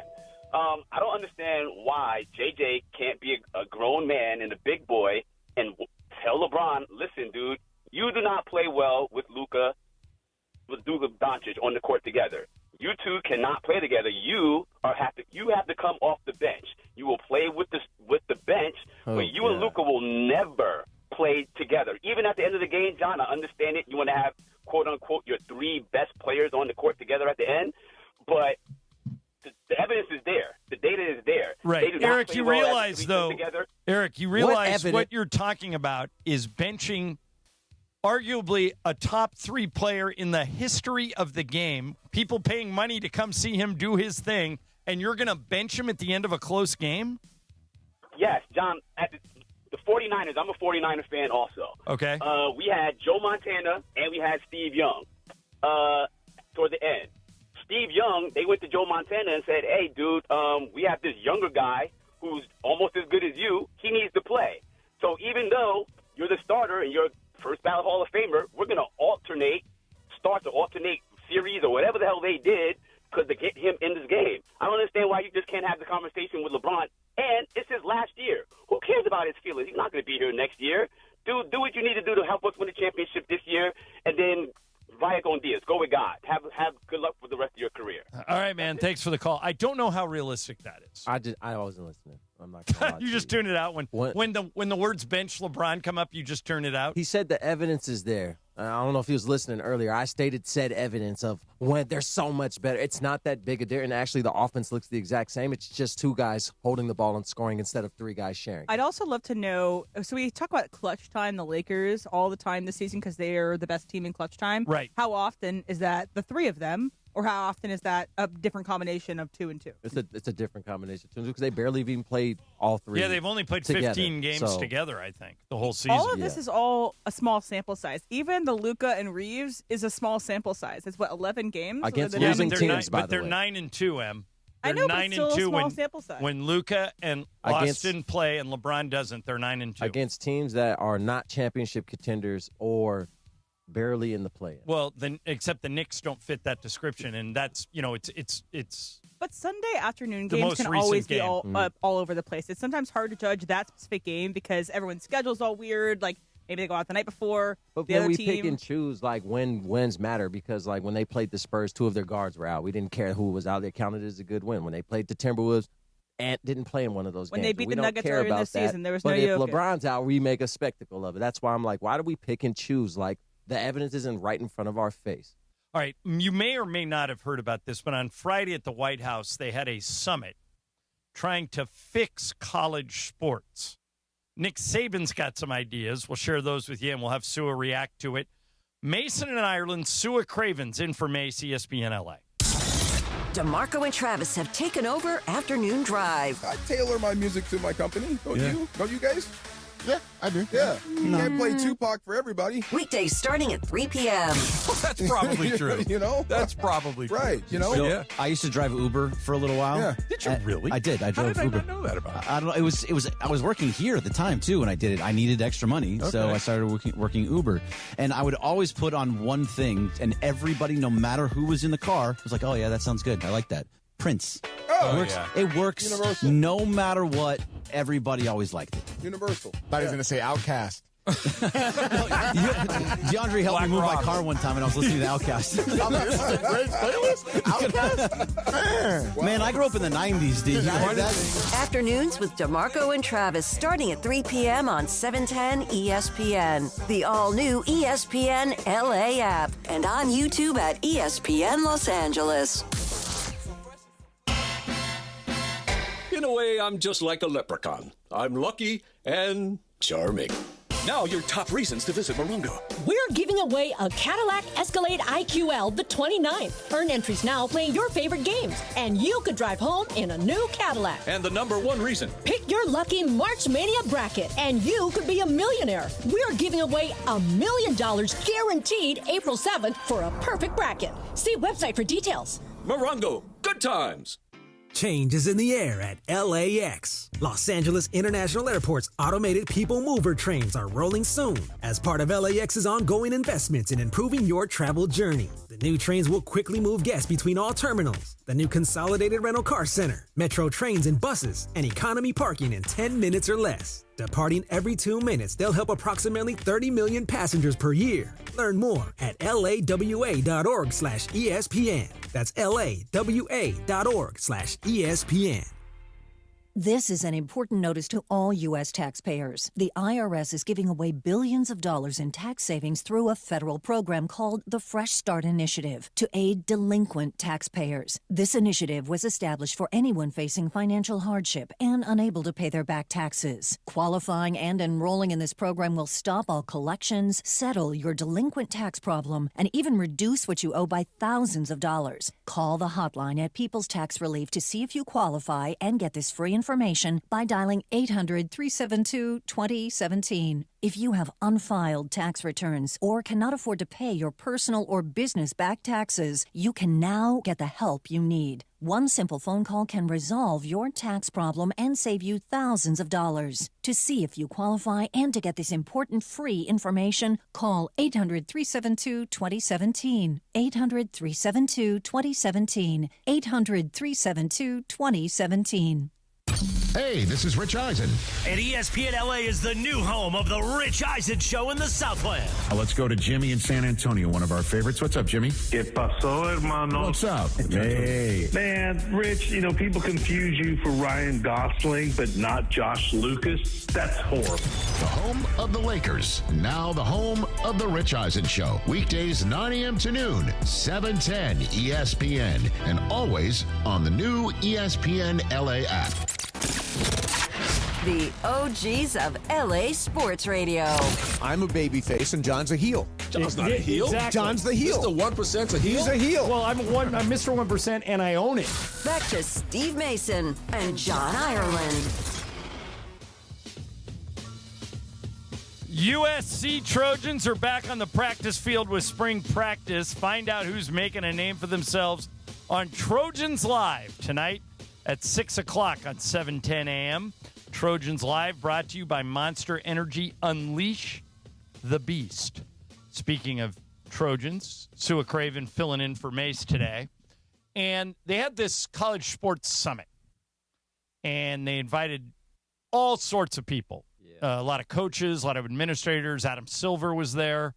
And since you were a college athlete, a scholarship college athlete at a major program at USC, I'm going to play something Nick Saban said, and I think he makes sense, but I wonder if he's being realistic. Here's Nick Saban speaking at the summit. I think we need to come up with a system, and we obviously have to do it with the president's leadership and also with Congress probably, whether it's antitrust legislation or whatever it is, to allow student athletes in all sports, including women's and Olympic sports, to enhance their quality of life while going to college, but still provide opportunity to advance themselves beyond their athletic career, which is what the philosophy of college athletics and getting a college education has always been about. And how much does anybody talk about getting an education anymore? Nobody talks about it at all, which is the most important thing any of these student athletes can do in terms of enhancing their future. All right, what do you think? I think it's a yappuccino. Straight Japanese. Like, I agree that there needs to be codes of conduct, standards, rules, regulations set in place for these kids that think that they can accept money, accept the contract, sign a contract, and then go, I don't want to do this anymore. I'm backing out. I don't care that you got my signature. That right there, very wrong. Toxic, needs to be controlled. The same can be said for coaches that tell kids and recruit kids, I'm going to be in the living room for 4 years with you. I want to see you go to the pros. I have your best interest in mind. And then they're negotiating a deal to take a bigger job somewhere else the next semester, back when kids like me couldn't transfer and we were just stuck. So there's that ugly part of it that needs rules and regulations. However, right plan, wrong man. Because Nick Saban, you weren't a whistleblower when you were paying kids under the table and winning national championships. Most of the teams in the SEC were doing that, right? And most of them were. Yeah. Speaking from someone who was offered cash from a lot of teams that were south of the Mississippi, okay? Right. So to hear it's always been about education in every other sport, when? Because if that's the case, the NCAA wouldn't allow juniors to leave early. They wouldn't. We wouldn't be shopping the idea of sophomores. When Maurice Clarett wanted to leave, he said his body is physically capable to perform, and you guys ruled that it was unsafe for his body to go pro. You didn't say anything about education then. It's always been about cornering the market and making sure you keep the money in-house. They want control over who gets it. It has nothing to do with education. All right, Mick Cronin, the UCLA basketball coach, has an idea. He thinks there should be bird rights in college sports. So in other words, let's say you're a free agent, you can go sign anywhere you want, and you're thinking about going into the transfer portal. Yeah. He says schools should have a mechanism where, like in your case, you're at USC. Mm-hmm. And let's say you're not getting the playing time you want, you're not having a good experience, you say, I'm going to go into the portal. USC could then come to you and say, okay, we can give you, and you would have to structure this financially, but we can give you more money than any other school if you'll stay. Yeah. In other words, the student still gets paid, and in this case gets paid more, but there's an incentive for him to stay with this first school that signed him. Once you leave, once you go into the transfer portal, you give up your bird rights. Yeah. But would you be in favor of that? That in order to keep you, that USC in this case could go above and beyond whatever the limit is, and right now there are no limits, so you'd have to set limits, but could go above and beyond that limit, an incentive to keep you where you are so the school doesn't lose all its players every year to the transfer portal. I like the idea, but I would go about it in a different way. I would go about it in one-year contracts with team options, where you sign a one-year deal with your team, and the team has the option to match the max offer of any offer you might get. So if the next So school, we're kind of saying the same thing, but it's a little bit different. Just a little, because that way it's real clear communication with the kid. I signed a one-year team option, and the team said, hey, we're not picking up the team option. You are free to transfer. No messiness, no breakup, no feeling like you didn't live up to your end of the bargain in mind. And teams have the option to go, hey, this kid's worth the budget. LSU just offered him $13 million for next year. Are we paying it or not? If we don't, he's leaving. It's real clear-cut and concise for everybody involved, and it takes this messy, toxic, well, this kid and his handlers and all. No. They knew going into next year he outplayed what they paid him this year, and everybody was going to bid for him. Yeah, I'm with something you said earlier. If you want to fix college sports, have ironclad contracts. Exactly. Even 1 1 year. year deals. And just say, so you can't stay. If we don't want you back, you got it. Okay. But the thing is that other teams could buy you out of a contract, like what happens with college coaches. College coaches sign contract places, but oftentimes they break them, and the other school will pay. But then that's when salary, and this is what we discuss. Why are we talking about education? Because let's get a salary cap involved. And this is a farm league for the NFL. This is essentially the always G League. Has been. It's always been. People that say, well, you take this scholarship, you should be grateful you got a free education. I only took this scholarship because it's a prerequisite to go to the NFL. Name me 5 players right now that went outside of college from high school, sat 3 years, and got drafted. Name me 5. Yeah, I don't even think I can name you 2. They're not going to even give you a tryout. So don't miss me with you need to be grateful you got an education. I need to be grateful I'm making this school $100 million because I won a Heisman and got $0 for it? Yeah, the teams are so huge, so there are going to be people that are going to schools to get an education or aren't going to go to the league because these college football teams are massive. So not every single person, but there are the top of these guys should get paid what they're worth, which is more 100%. Than a college education. Yeah, 100%. I think that the cap is not a bad idea, and I think you should be able, whether you use Mick Cronin's idea or your idea, it's kind of the same Just thing. 1 year deals. You would be able to have a financial incentive to stay at your school. The school could give you more money. That means the player gets taken care of and the school doesn't lose the player. So that's something I think they should explore. All right, coming up. Did anybody see the end of the LA Marathon yesterday? Have you heard about this? Yeah. There was a photo finish in a marathon. In other words, they ran 26.2 miles and 2 guys hit the tape at exactly the same time, and you're not going to believe why it happened. We've got that for you, and something happened at a college basketball game that it's going to take a lot of restraint for me to say that they should have just let this guy get his ass kicked. What this guy tried. It's ridiculous. We'll get it all in next. What I got here, National University, M? Yes, you do. Okay. Matter of fact, Dr. Mark Milliron was at the Laker game yesterday. They were recognized, National University, for something they were doing during the Laker game. So it's good to see Mark.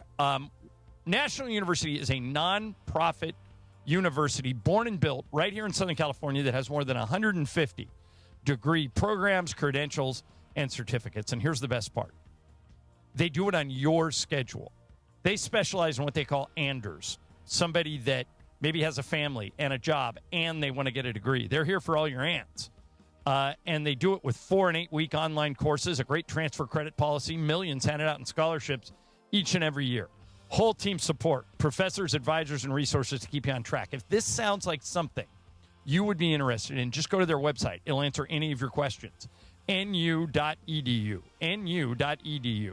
They're a proud sponsor of the Lakers, a proud sponsor of ESPN LA, and they may be the answer to you getting a college degree. Check them out today. National University, nu.edu.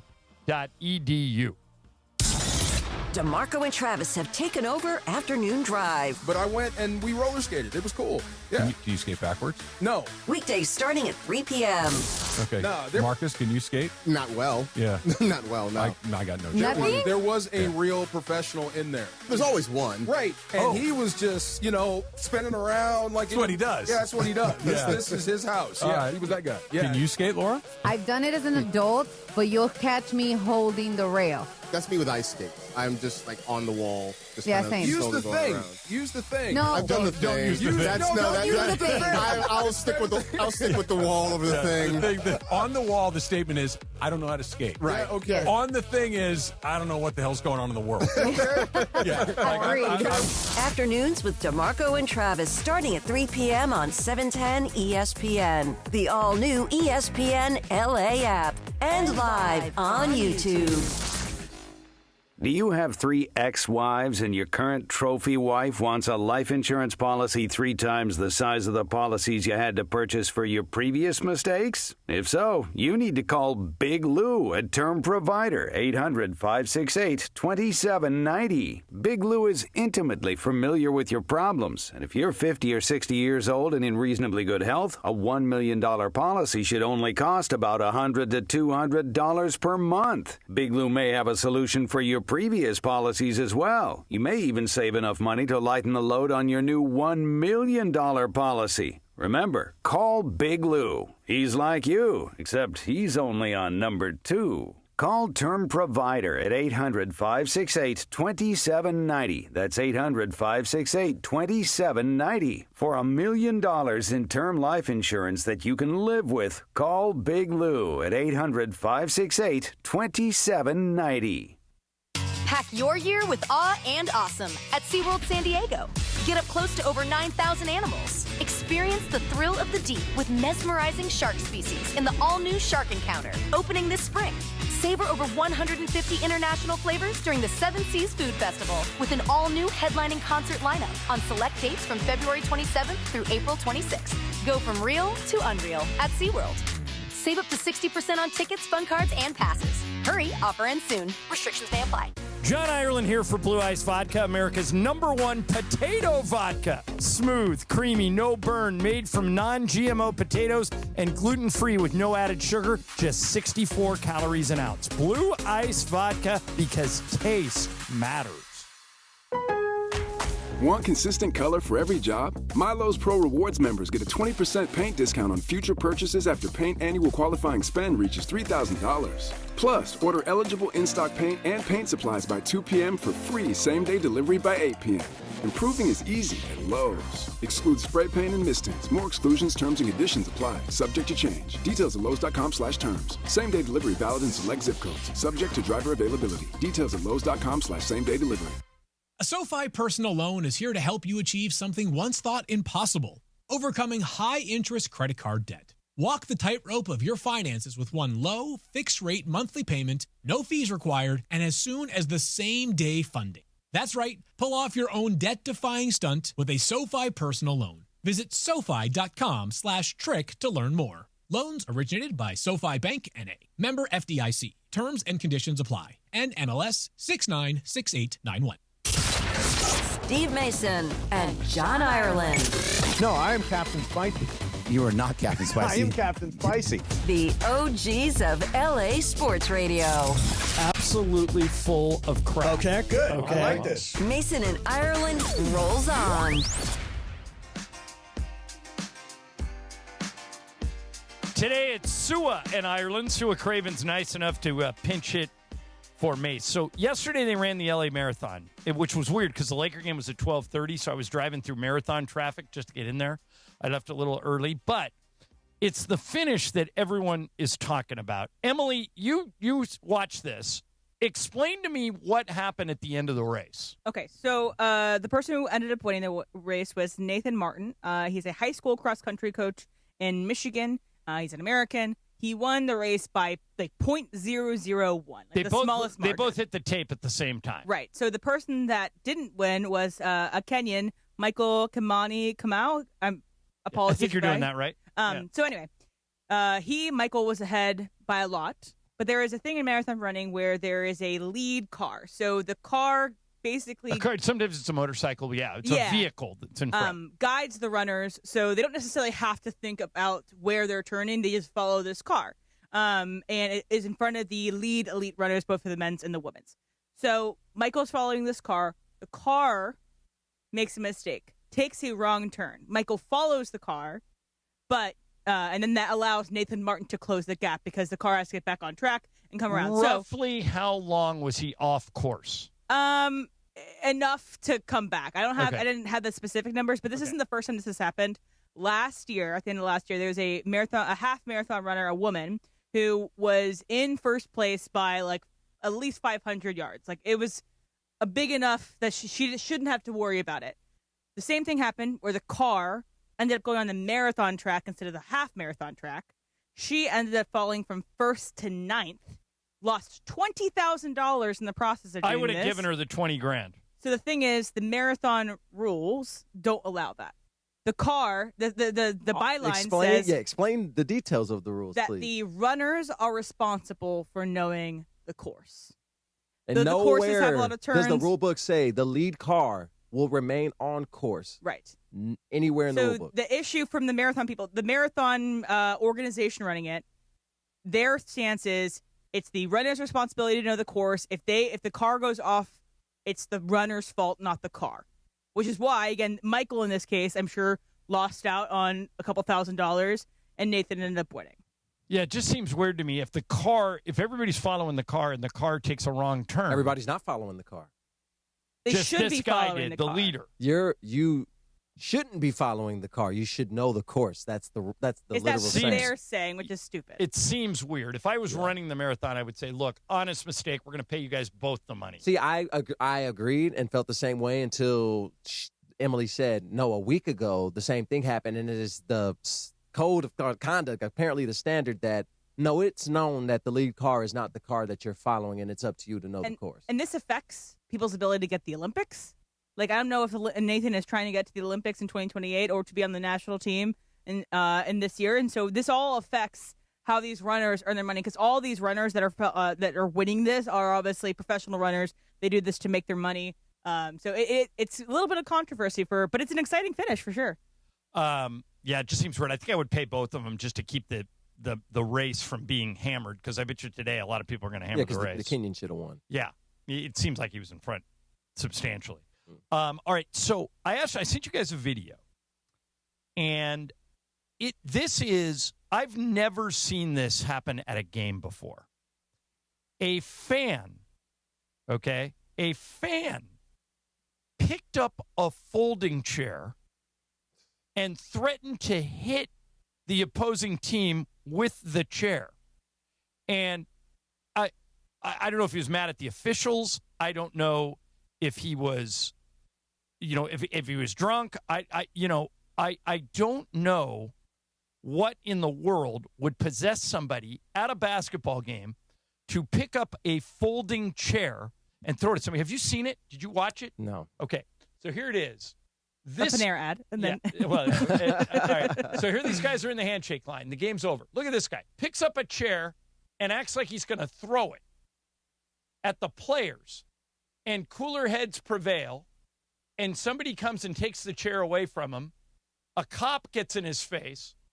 Sua, I normally I'm not. I don't think violence solves anything.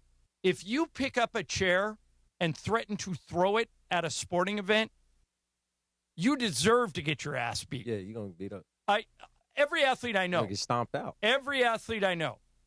Huh? If a fan crossed a line that way, the fan's getting beat up. What now? If you were playing a USC game, I already have a story. Okay, go ahead. I already have a story. Go ahead. We play in Stanford my freshman year. They ranked, I think, 5 or 4. Saturday night game. That's the year they won the Orange Bowl. I get the game-winning pick to set up the game-winning field goal. We lift Orgeron off the field on our shoulders, right? Before you guys stormed the field, after I got my interception, apparently there was a Stanford fan, a man, chirping my mother next to him. And my mom gets loud and rowdy, as fans do at games. She gets so loud and rowdy that my dad doesn't sit next to her because he can't stand her yelling in his ear. Got it. So the Stanford fan watches me get the interception and sucker punches my mom and tries to escape. Did you go after him? So, or did you see it? I'm playing You're the game. oblivious to it. I'm celebrating the best moment of my young career at this point. Right. He didn't know that my dad and brothers and cousins were sitting away from my mother as well. So, and they saw it. Well, my dad saw my mom get hit and saw a Stanford jersey and a fan run by, and then the people he was with behind him. So, I think the guy who actually got my mom found his way out. Right. And then everybody he was with got stomped out in the stand. And I got pulled over by the Yellow Jackets. We're like, hey, I know you're celebrating the win. I need you over here right now. Something's happening. And that was the whole thing. Yeah, I just think that any fan that does that deserves the worst, whatever the worst is. All right, breaking news, Em. What do we got?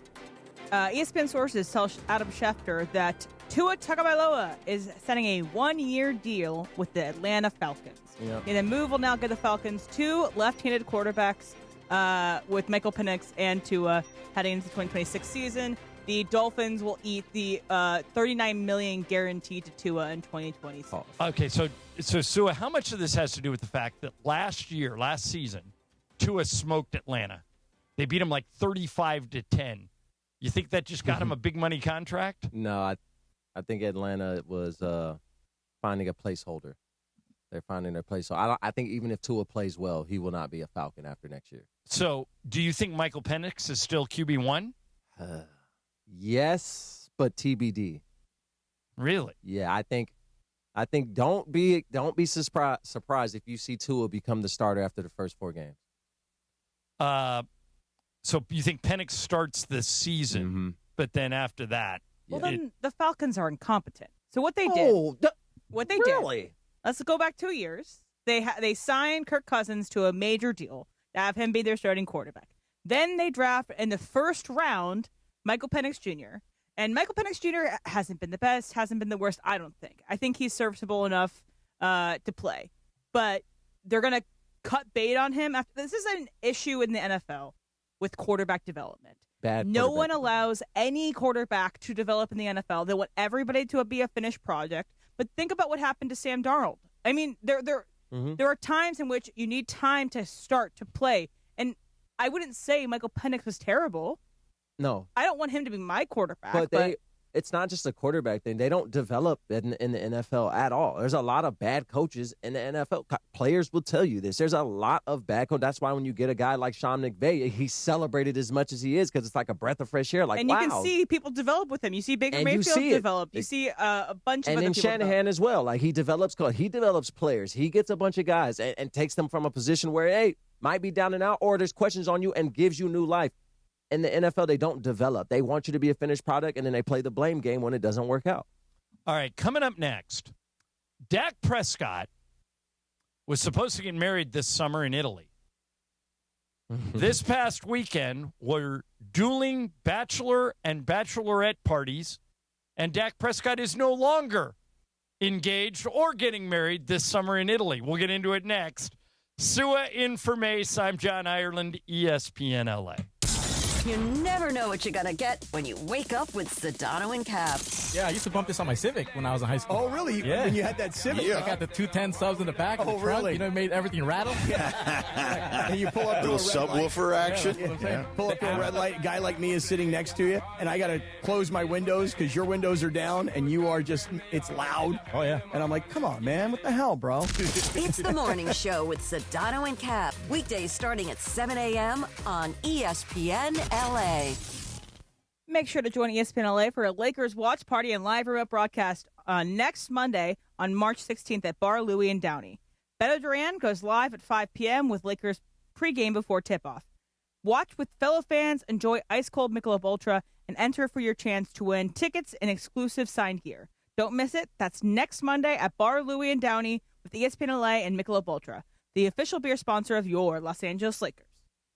It's Chris Morales for VisionWorks, and let's be honest, how many of us wasted our tax refunds on really dumb things in the past? This year, don't do it. Do what thousands of people in OC and LA are doing and invest wisely in your vision. VisionWorks accepts most vision insurance plans, and their professional staff will help everyone maximize their insurance benefits. And if you don't have insurance, don't worry. The experts at VisionWorks will find options that work within your price range. See the world clearly. It really is life-changing. Better vision, better value. VisionWorks just makes sense. ESPN LA family, on personal injury attorney Joseph S. Normand. 2026 marks 15 years that you've trusted me to represent you when you're hurt and down. I'm honored to fight for you in personal injury cases when it matters most. Numbers don't lie. I'm the real deal. The voice you hear is a voice you get. If you've been injured in an accident, call 213-747-1234, 213-747-1234, or visit normandlegal.com. Normand Legal, built on trust, proven by results. Empower. After wanting one for years, Kevin is finally enjoying his new hot tub. This is the life. He worked with Empower to help him get good at money, so now he could be a little bad. Oh, no, not my phone. Oh, Kevin. Kevin's phone may be in hot water, but his finances aren't. Invest well, live a little. Start today at Empower.com. Harry Douglas here to tell you about Confetti Craze 5-Hour Energy. It tastes just like the best birthday cake ever. Vanilla, buttery, frosting vibes. It's basically a party in a bottle. Confetti Craze makes it easy to turn any day into a party with its delicious birthday cake flavor and big birthday energy. And here's the best part. All cake, no sugar. I bring these tiny bottles everywhere to cakeify my day with tasty caffeine boosts. The Funfetti flavor is back on 5hourenergy.com or on Amazon. Crack open a Confetti Craze 5-Hour Energy shot today. The OGs of LA Sports Radio. We talked about switching Mason Ireland to Ireland and Mason. Oh my God, that just wouldn't and even Mason sound right. lost his mind. Oh, yeah, well, no, that's why I made one more dollar than he did. He makes $1 more than me. We negotiated that 30 years ago. Yeah, and it's worth it every single year. Mason and Ireland, right now.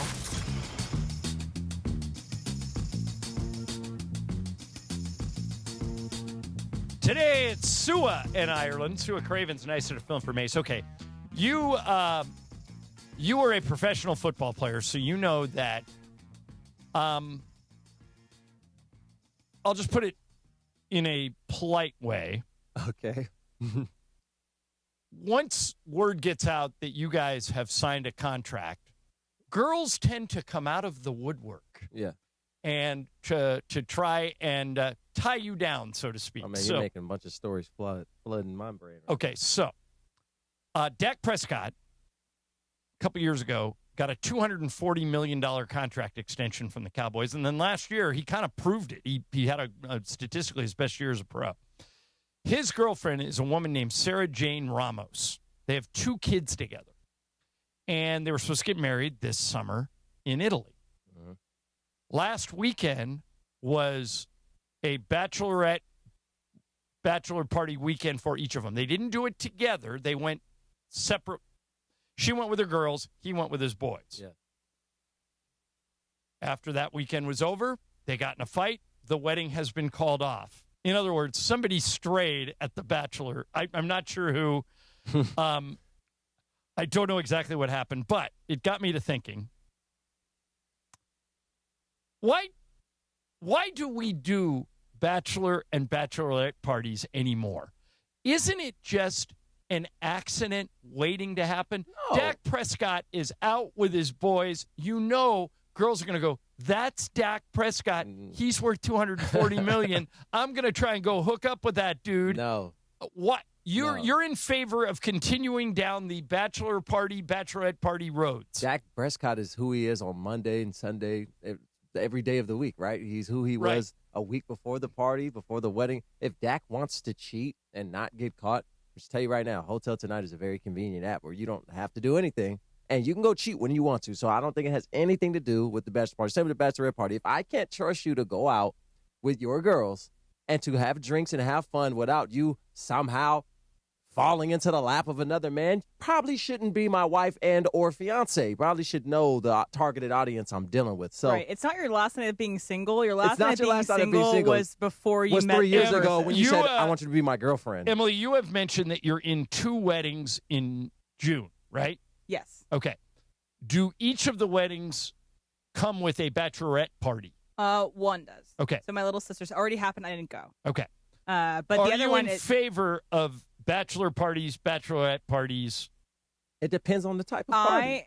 No, I don't like bachelorette parties. And I think if you do have them, they need to happen the week of the wedding. I'm sorry.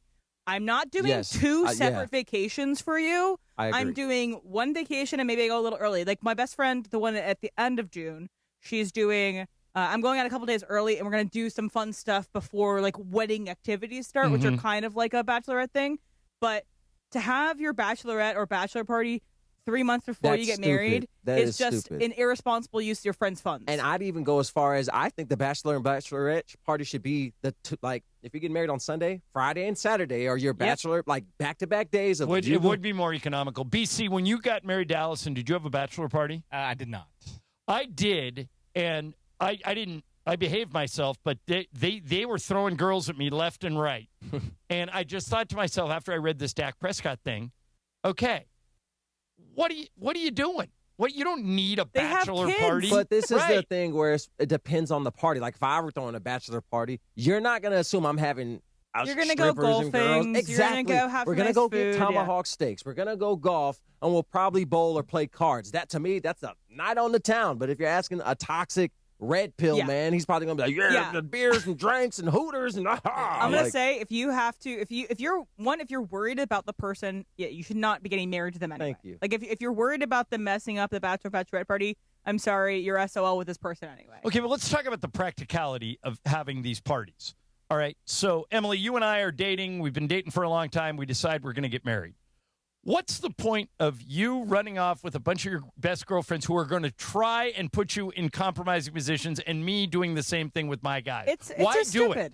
It's so stupid. It just feels dumb. Just go on a weekend with your girls. Hold on. Just have a girls' weekend if you want to have a girls' weekend. If you knew Emily's friends were like that, where they try to put her on another dude, knowing you and they've been in your house, that just shows you what they think of you. And again, another red flag. You shouldn't be married. But think about what the last time you saw a bachelorette party. Like the chances are is the girl's wearing a veil. It's got like a hat that's shaped, a phallic shaped hat. There's a T-shirt that said, something. I will say, generally, why are we doing that? On the Bachelor they parties, are not the same. Yeah, you're right. You got a dancing bear at that thing. No. Come on. No. You're going to Magic City. Come on. The rest of the group, I think, tends to have more luck than the person who is the center of why we're doing this. I've gone to like 4 of them. Bridesmaids and groomsmen that are supporting, I feel like have better luck with the field than the people that are being celebrated. I've gone to 4 bachelor parties,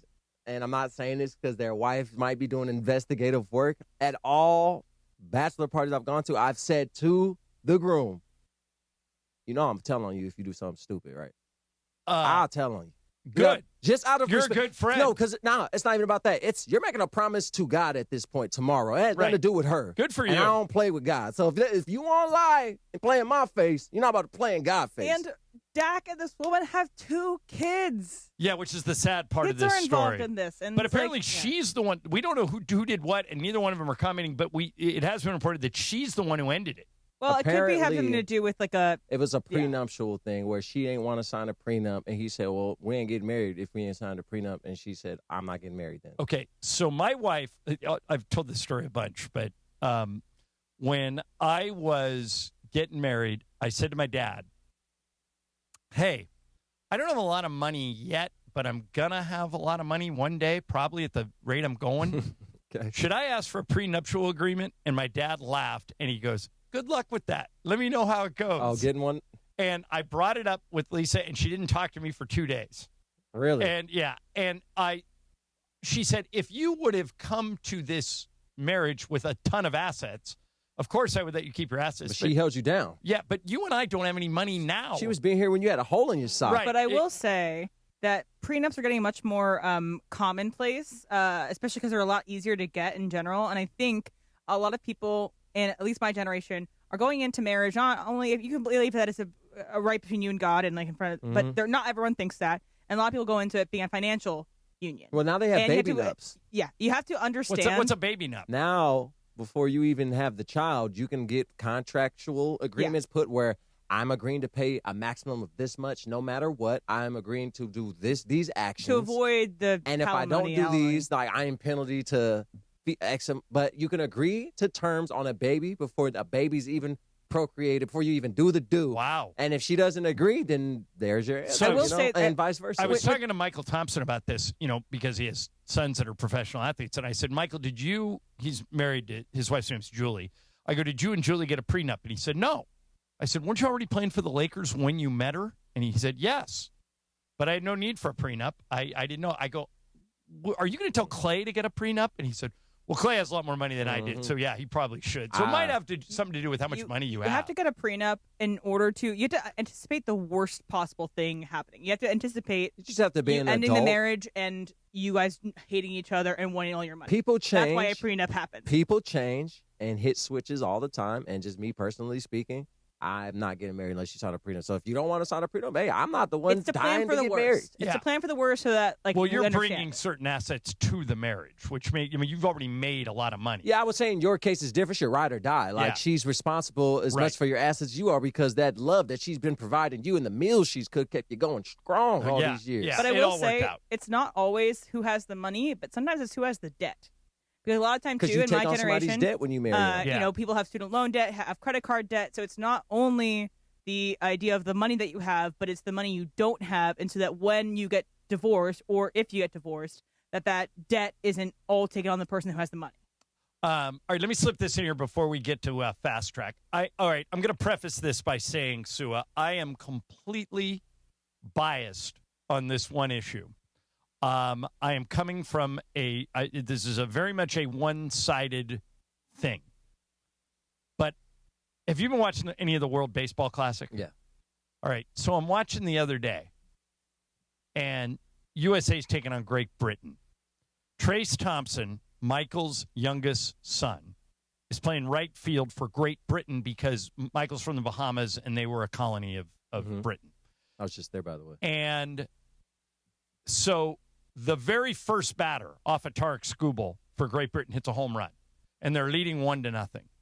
Then Will Smith, the catcher for the Dodgers, with a runner on, hits a ball to right field, and it's going out. You can just tell. It's a home run. Trace Thompson leaped at the wall, and this happened. And he goes the other way. A line shot towards Trace Thompson at the wall, leaping, and he made the play. What a catch by Thompson. Okay, spectacular catch. Probably the best catch of the World Baseball Classic. Trace last year, 2024, led all of spring training in home runs. Hit almost 400. He was in the Red Sox organization, and because he's older, they wanted to play their kids, they left him at AAA. The Angels stink. They've been bad for 10 years. They have missed the playoffs. Trace Thompson, after this World Baseball Classic, is sitting in Orange County, 34 years old, making plays like that. The Angels are terrible. Why not invite Trace Thompson to spring training? It doesn't cost you anything. Pay him minimum. Doesn't matter. If he does plays like that, they're talking about moving Mike Trout to DH so he doesn't get hurt playing the outfield. He's always hurt. The other outfielders that they're having hit like 200 last year. What are we doing here? Why wouldn't they call Trace Thompson, call his agent, say, you know what? This is a feel-good story. Clay's going to the Hall of Fame in basketball. Just to get people in Michael's the seats. one of the Laker announcers. Trace has been extremely well-liked everywhere he's been. Trace, come to camp. Let's see if you can make the Angels. What is the flaw in my theory? You answered your own question. It's been 10 years of pure, abysmal baseball and decisions from this team. So what do they have to lose, Sua? There's not logic going into these thoughts. That's the place where talent comes and goes freely. You waste 4 years of their prime before somebody says, let me save you from this. Angels. It's the Angels. Angels, this is 11 seconds long. Listen carefully. And he goes the other way. A line shot towards Trace Thompson at the wall, leaping, and he made the play. What a catch by Thompson. Ed Hart, our buddy Ed Hart, just said, the answer to your question is because the Angels are clueless. Yes. Hey, Angels, get a clue. After the World Baseball Classic, sign Trace Thompson to a minor league deal. If he stinks, you can cut him. But why is he sitting there unsigned in your backyard when you've missed the playoffs for 10 years? You know what's unfortunate is that he could have made that catch for the Angels at home. Against the Dodgers. Against the Dodgers, and they wouldn't have been as loud because nobody would have been there. I know. Because they are that bad. All right. We'll get to Fast Track in a minute. But Angels, do something right for once. Call Trace Thompson while he's playing in this World Baseball Classic and say, by the way, first game, Trace, 2 for 4. Then the next game, he makes that catch at the fence. Come on, guys. Bring Trace in. It makes almost too much sense. I've been texting all my friends this for 3 days. And not one friend has said, oh, that's a bad idea. It's a no-brainer. Bring him in. All right. We'll get to Fast Track next. First, got to tell you about BBGO. Tomorrow night, there's a Laker game. Let's say you got people coming over to watch the game. That's when you feed them BBGO. Watching a Lakers game is so much more than just the game. It's the moments before tip-off, the people you're with, the food you're sharing. That's why I love BBGO. It's perfect for at-home watch parties. When it comes to Korean flavor, they go all in. Their food is bold, packed with flavor, but also comforting. They've got something for everybody. Bowls, dumplings, fried rice, all of it. I had a friend of mine at a Super Bowl party, didn't know what he was going to serve. I said, go to the store, buy like $100 worth of BBGO. He's still eating it. It's like 2 months later, he's still got some. Get BBGO and vibe on a wave of Korean food and culture. Look for BBGO at your local grocery store in the Asian and freezer aisles. BBGO for it. and bring something different to the table. Fast Track next. We have Brian in here. We'll get Emily in here, ESPN LA. Your morning drive begins early in the Southland. Luckily for you, we present Unsportsmanlike with Evan, Canty, and Michelle. Weekdays 3 to 7 a.m. on ESPN LA. If I just said LeBron retired today, are they getting closer to a championship than they would if he kept playing this year? This season? This season. It's crazy to think that, but yeah, I think so. Start your day with Unsportsmanlike before the Sedano and Cap Morning Show at 7 a.m. Mornings on ESPN LA. Hey, it's May. Shoot your shot on Prize Picks and get $50 instantly in lineups when you play just $5. That's right. Prize Picks now giving you $50 in lineups when you sign up and play your first $5. Prize Picks makes every dunk, every dime, and every board that much more exciting. So don't miss this chance to get started on America's #1 app for sports picks. Prize Picks is simple to play. Just pick more or less on 2 to 6 player stat projections. If you get your picks right, you can cash in. Pick from all your favorite sports, anything from basketball, baseball, hockey, soccer, college basketball, tennis, golf, esports, and more. Prize Picks puts their users first, so all withdrawals are fast and secure. Prize Picks accepts most major payment methods, making deposits into your account quick and easy this sports season. Download the Prize Picks app today. Use code MACE, M-A-S-E, $50 in lineups after you play your first $5 lineup. Prize Picks, it's good to be right. The black and gold are flying high. It's a golazo!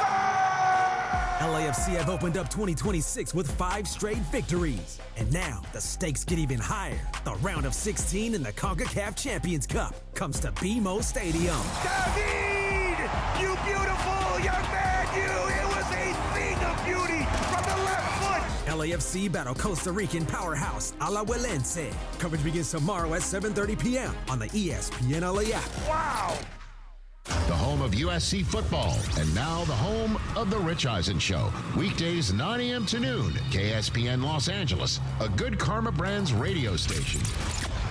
And it is 2 p.m. in the Southland on the biggest show on the radio, Mason in Ireland. And it is time for Fast Track. Fast Track. The return of Fast Track, driven by our friends at Cerritos Auto Square. Why do more people buy their car at Cerritos Auto Square than from any other location in Southern California? Easy. With 24 dealerships side by side, car shoppers can find the right car at the right price at the right location. Cerritos Auto Square. Learn more at CerritosAutoSquare.com. Time for Fast Track. Down low is 350Q, 3.25 horsepower, 4-speed, 410 gears, 10 coats of competition orange, hand rubbed lacquer with a blue plain mat full, open race cams. Fast Track on Mason in Ireland. Time for Fast Track. Take it away, Mace. All right, no Mace today, but Emily's here. Zoom, Em. I was driving around yesterday, and I was stuck in traffic on the freeway, and I was just, looking at the cars around me. I was listening to your broadcast of the Laker game, and in front of me, there was 2 bumper stickers on this car. And I think this guy or girl had the worst year of anybody. The 2 bumper stickers were Patriots and Blue Jays. So, A, is this the worst year of anybody? And B, do you think this is actually a fantasy football punishment? So, who could be? Who is actually a New England? I've got a and different Blue take Jays? on this than you do. So I know it hurts to lose in the Super Bowl or to lose in Game 7 of the World Series, but at least you got there. Yeah. I mean, for example, Emily, would you rather be a Blue Jays fan or an Angels fan? Blue Jays, but it really hurts. It really hurts. Yeah, I mean, Brian, Michael, and I always argue over this. Michael says that he would rather lose a game by 30 than lose a game by 1, because if you lose a game by 1, it's in your head all day, all week of what you could have done differently. One play, you would have won the game. You get blown up by 30, you just say, it wasn't my day, you go back to it. I want to play my best all the time. If I lose in Game 7 of the World Series like the Blue Jays did, or if I make it to the Super Bowl and then lose to the Seahawks in the Super Bowl, I know people don't want to hear this. That's a great year for both the Patriots and the Blue Jays. Where are you on this? I mean, yeah, it's a great year, but I feel the same as a player. I'd rather get blown out than lose a game on a game. Maybe it's because I'm not a professional athlete. No, you know, I don't know. I'm 1-3 in California state championships, and the 3 L's I'd rather have lost in the semifinals. Because I think they stick in your mind longer than if you get blown out. It doesn't really. It goes by the wayside. No, but it's also easier to cope with. I had an off day, bro. I'm not worried about it. But when it's like I put up 50, 12, and 12, and we lost. I can't live with this. And like the Angels, it can't hurt you because you already know they're going to suck going into the season. But when it happens, if you have all this hope and you actually see your team holding a trophy and it gets ripped out from underneath you, I feel like that will sit with you for years longer. All right, BC, what do you got? All right, we dived a little bit into the World Baseball Classic, and tonight, for all intents and purposes, is being the best game of the tournament is what is supposed to be Mexico versus USA. And kind of diving in the numbers a little bit, I thought it was surprising that Team USA hasn't beaten Team Mexico since 2006. In baseball? In the World Baseball Classic tournament. So I think That's it's going to be their fifth matchup, and they haven't won since 2006. Just Paul Skeens on the mound tonight for his first Mr. debut. Skeens. Yeah, Team USA. What do you think about the whole USA-Mexico matchup and the World Baseball Classic? Has it been a success for you so far? Yeah, it has. I've enjoyed watching it. But Sua, to me, it appears that there are 3 teams that look unbeatable. DR is unbeatable. Dominican Republic, United States, and Japan all look like they ain't losing, and only one of them can win. So I have, to answer your question, Brian, yeah, I have gotten into it. And I think the U.S. beats Mexico, but I haven't seen Mexico play yet. Yeah, and also, like, I don't feel like it's as intense of a rivalry like USA versus Mexico in soccer, like how that gets real. All of a sudden, we care about USA soccer when we play Mexico, and that's the only time. But, yeah, I agree. I just think that with how strong the DR looks, I'm not really focused on any other teams right now. Yeah, they look unbeatable. How do they have that many guys on that team? It's weird. A lot of people are picking the U.S. Eduardo Perez, who works for ESPN, says, I don't know what you guys are looking at. The Dominicans aren't going to lose a game.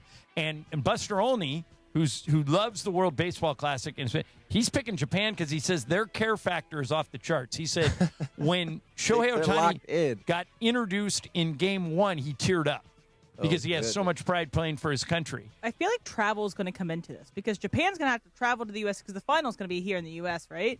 I don't know. Is it? I believe it's in Miami. It's in Miami, okay. They have to travel all the way from Japan. The United States players don't. It might be travel affecting these final few games. Who knows? Yeah, I think to answer your other question, Brian, I think the World Baseball Classic completely works. Yeah, it does. I don't know why. It just does. It's like postseason baseball. Did you guys hear Bryce Harper's comments, though? So Bryce Harper, he says he'd rather play in the Olympics than in the WBC, which I guess is possible. Yeah. What? You'd rather play in the WBC than the Olympics? I feel like the WBC has way more clout than the Olympic medal. In baseball, you're saying? Yeah. Yeah, by the way, what would you guys in do? Baseball, specifically. What would you guys do if you're Tarek Skubal? So Tarek Skubal won his arbitration case. He's going to get $30+ million this year to play for the Tigers. And then probably next year he's going to be a free agent. So he is taking his preseason training really, really seriously. He doesn't want to get hurt.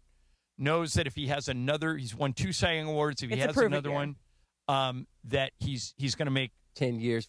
Yeah, he's going to make an insane amount of money. So when the World Baseball Classic team asked him to come pitch, he said, I'll do it, but I'm only going to pitch 1 game because I want to keep my routine the same. It's a really important year for me. So now he pitches the 1 game, gives up a home run on his first batter, and then doesn't allow another hit.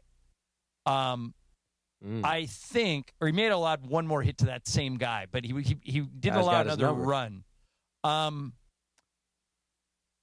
He's now reconsidering because he's having so much fun coming back and making himself available for the championship game. So if you were staring at a 1-year deal, as Emily put it, a prove it year, would you go back and pitch for Team USA again, or would you stick to your routine? No, I'm going back and pitching off the principle that I gave up a home run. Right. And like now I got a leg in the race. Like, oh no, that's not right.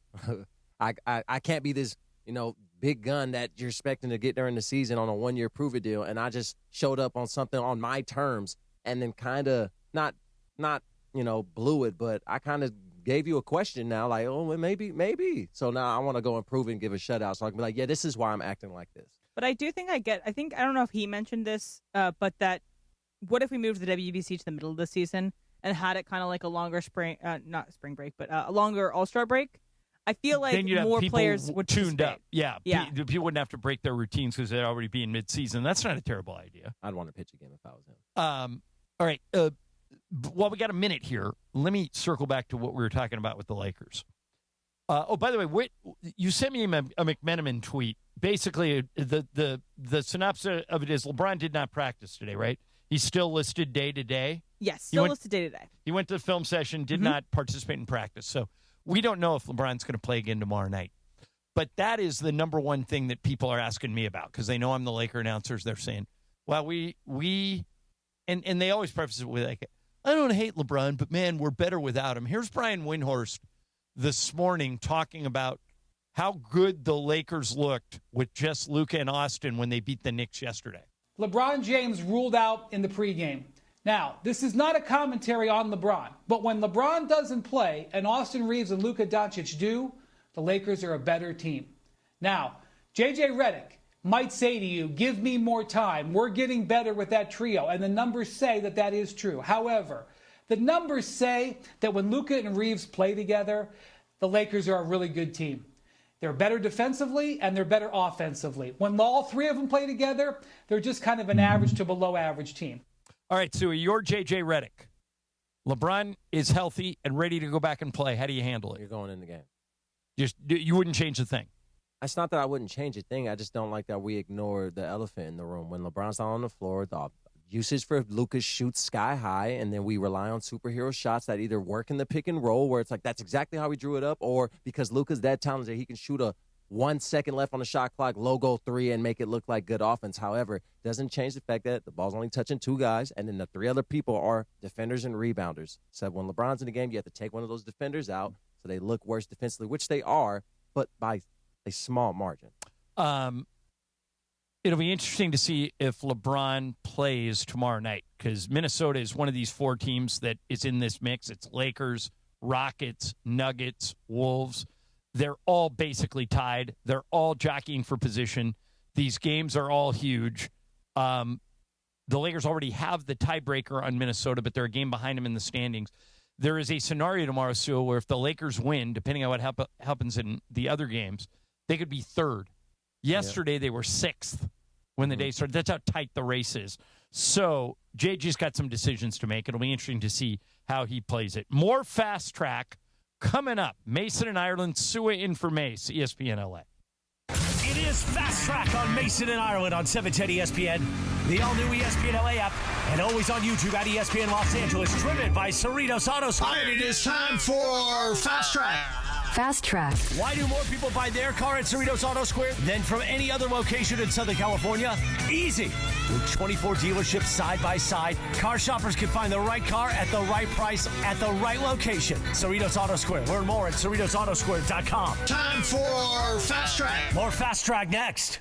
And John was just talking about it. It's Michelob Ultra Reaction Monday. We're reacting to the massive victory over the Knicks at home and leading up to Lakers talk tonight at 7 p.m. Reaction Monday is brought to you by Michelob Ultra, a superior taste worth playing for, the official beer sponsor of the Los Angeles Lakers. Please enjoy responsibly. The black and gold are flying high. It's a LAFC have opened up 2026 with 5 straight victories. And now the stakes get even higher. The round of 16 in the CONCACAF Champions Cup comes to BMO Stadium. David! You beautiful young man, you! It was a thing of beauty from the left foot! LAFC battle Costa Rican powerhouse Alajuelense. Coverage begins tomorrow at 7:30 p.m. on the ESPN LA app. Wow! Hey guys, it's Sedano. March is about making bold moves, so why are you still sitting on those old floors? Upgrade your home with the #1 seed in flooring, Hernandez Wholesale Flooring. Millions of in-stock options in hardwood, laminate, waterproof vinyl, carpet, and turf, with true wholesale pricing year-round. First responders, military veterans get extra savings, and if you find a lower price anywhere, they'll match it. Visit the showroom next to Commerce Casino off the 5 freeway, or visit HernandezWholesaleFlooring.net. No games, no gimmicks, because no sale beats wholesale. In a way, I'm just like a leprechaun. I'm lucky and charming. Now your top reasons to visit Morongo. We're giving away a Cadillac Escalade IQL the 29th. Earn entries now playing your favorite games, and you could drive home in a new Cadillac. And the #1 reason. Pick your lucky March Mania bracket, and you could be a millionaire. We're giving away $1 million guaranteed April 7th for a perfect bracket. See website for details. Morongo, good times. Texting enrolls you into recurring automated text messages. Consent not required to purchase. Message and data rates may apply. It's crazy to see how much everyone's changed at these reunions. Did you see Brian? He's in better shape than he was 25 years ago. How is that even possible? Yes, he told Tim he started taking Nugenix Total T2. The testosterone booster? Yeah, but he said it's way more than that. It also skyrockets nitric oxide in as little as 3 hours. Tim started taking it right away, and trust me, I've already noticed results. Wow, I might just have to go catch up with Brian. After 40, energy, strength, drive, it all starts going downhill. Feel like your old self again with Total T2. Stronger, leaner, and more energized. Just text ORDER to 369-369 for your complimentary bottle of new Nugenix Total T2, the next generation testosterone and nitric oxide booster. Text now and you'll also get a free bottle of Nugenix Thermo X, our most powerful fat incinerator. That's ORDER to 369-369. ORDER to 369-369. These statements have not been evaluated by the FDA. Product not intended to diagnose, treat, cure, or... Fast Track. Fast Track on 710 ESPN. Mason and Ireland on the all-new ESPN LA app. 7:10 a.m. and always on YouTube at ESPN Los Angeles. Fast Track now back in the 2 p.m. hour on Mason and Ireland. Driven by Cerritos Auto Square. Why do more people buy their car at Cerritos Auto Square than from any other location in Southern California? Easy. With 24 dealerships side by side, car shoppers can find the right car at the right price at the right location. Cerritos Auto Square. Learn more at CerritosAutoSquare.com. Once again, back to Fast Track and back to Mason and Ireland on 710. Okay. We got a week of content out of it, and now it has come down. NBA cancels Atlanta Hawks March 16th Magic City promotion. Aww. The NBA today announced it has canceled the Magic City promotion. Adam Silver issued the following statement. When we became aware of the Hawks' scheduled promotion, we reached out to team leadership to better understand their plans and rationale. While we appreciate the team's perspective and their desire to move forward, we have heard significant concerns from a broad array of league stakeholders, including fans, partners, and employees. I believe canceling this promotion is the right decision for the broader NBA community. Sua, reaction. Right decision, or should they have let the Magic City event go on? They should have let it go on. This is Atlanta. This is the culture. And you knew what you was getting into when you did a deal with Magic City. What you think they were talking about? Poor Jamie Gertz, she set the whole thing up. Right decision or wrong decision? I think that it was the wrong decision in the end, but I think it's the decision they made. So they're going to stick with it. Right or wrong? Wrong decision. I'm very disappointed. Yeah, I thought they were going to do it. And I thought it would have been interesting to see how they pulled it off. But there's a sentence, part of that last sentence from Adam Silver, including fans, partners, and employees. If other big money sponsors threaten to boycott the NBA or to leave for any reason, like Hawks sponsors anybody, that's when I knew he might step in and cancel it. And now it has happened. 10 minutes ago, Adam Silver has canceled the Atlanta Hawks Magic City promotion. So you can cancel this promotion, but you can't do anything about the Clippers Kawhi Leonard things? No. So one has to do with if the money and Steve sponsors. Ballmer owned Magic City, this thing would be moving forward. Yeah, I'll tell you that. I think Adam Silver's got his priorities all checked. And here's Ramona. All right. Oh, here's Momo. Oh, yeah, Momo, come in here for a second. Magic City canceled, Momo. Now, no, Momo was in favor of canceling it. She didn't. Well, she thought Momo. She thought it was a terrible idea. Why are you trying to ruin our fun, Ramona? Those wings still are have great. Fun. You just don't have to do it at the game. Like, go to Magic City yourself. No one's stopping you. I mean, except probably your wife. But I've never been to Magic City, so I don't know what I'm missing. I haven't either. The wings are like a lot of the guys I know that go to Magic go for the food. They're not actually going, to hang at Magic. I know. I've heard that about those magazines too. Yeah. All right. So, Momo, if really I good would stories if they would have come in and used the same Hawks dancers that they always use, and put them in the same outfits, except across the chest, instead of saying Hawks, it said Magic City, you still have a problem with that. They're doing the same routines. They're doing it's the same girls. I know. It's rated G, and they're giving everybody wings. I know. You're still against it. Yeah. Why? Because I think you're Listen, it's just like you're glorifying strip club culture. Yeah. I mean, you're literally like saying that. I mean, I'm not saying there's anything wrong with it. Like, listen, I went out and I did a whole So if there's story nothing wrong with it, what's wrong with glorifying because it? if I brought my daughter to a game, if I worked for the organization, if I felt like there's a difference between like I'm not going to be judgy and I'm not going to condemn it and I'm not going to, like you go do what you want to do off the court. I'm cool with whatever you want to do. But when you validate it in a sort of this is our promotion and in our arena, if anybody feels a little uncomfortable, like, okay, let me give you a good example. I've been to bachelorette parties, right? Yeah, we were talking about some of them earlier today. And there was one I went to. I'm not going to say whose it was. But they had a male stripper come by, okay? Right. And we kind of knew. Was it Dak Prescott's fiance? No. Was it hers? Okay, just checking. They had somebody come by, and I was like, when you go to a bachelorette party, like most of the time they kind of tell you in advance, hey, somebody might come by. Yeah. And so like, you can choose to participate or you can choose to like hide in the back if you want, like you can kind of like go in the corner and be like, don't bother me, right?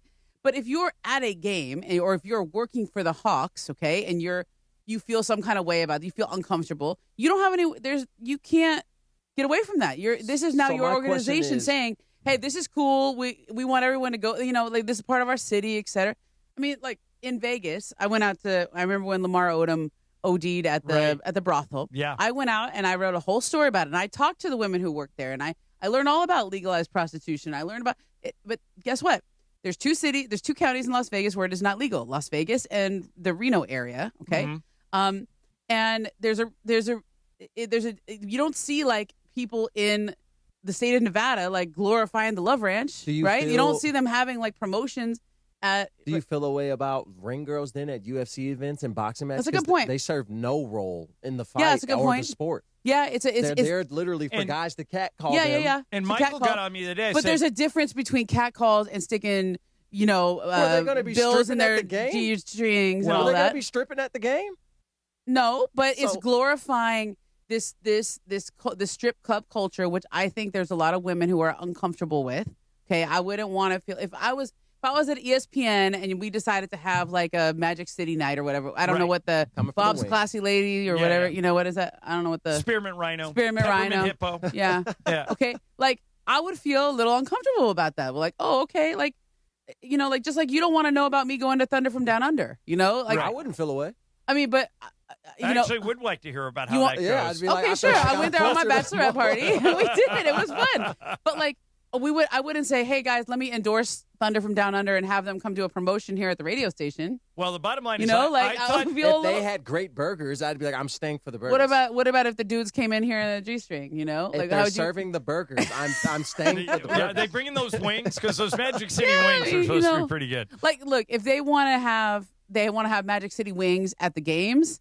Maybe that's a little enough remove. A compromise? Yeah. There could have been a compromise I think that's here. the only way they could have went with that one. Yeah. Well, bottom line, I was saying that I didn't think they were going to cancel it. I was clearly wrong. They stepped in. I thought they were always going to cancel it. But he kind of stepped in late. I mean, today's March 9th. It's a week from today. It was supposed to be. Let me read you let me tell you how this.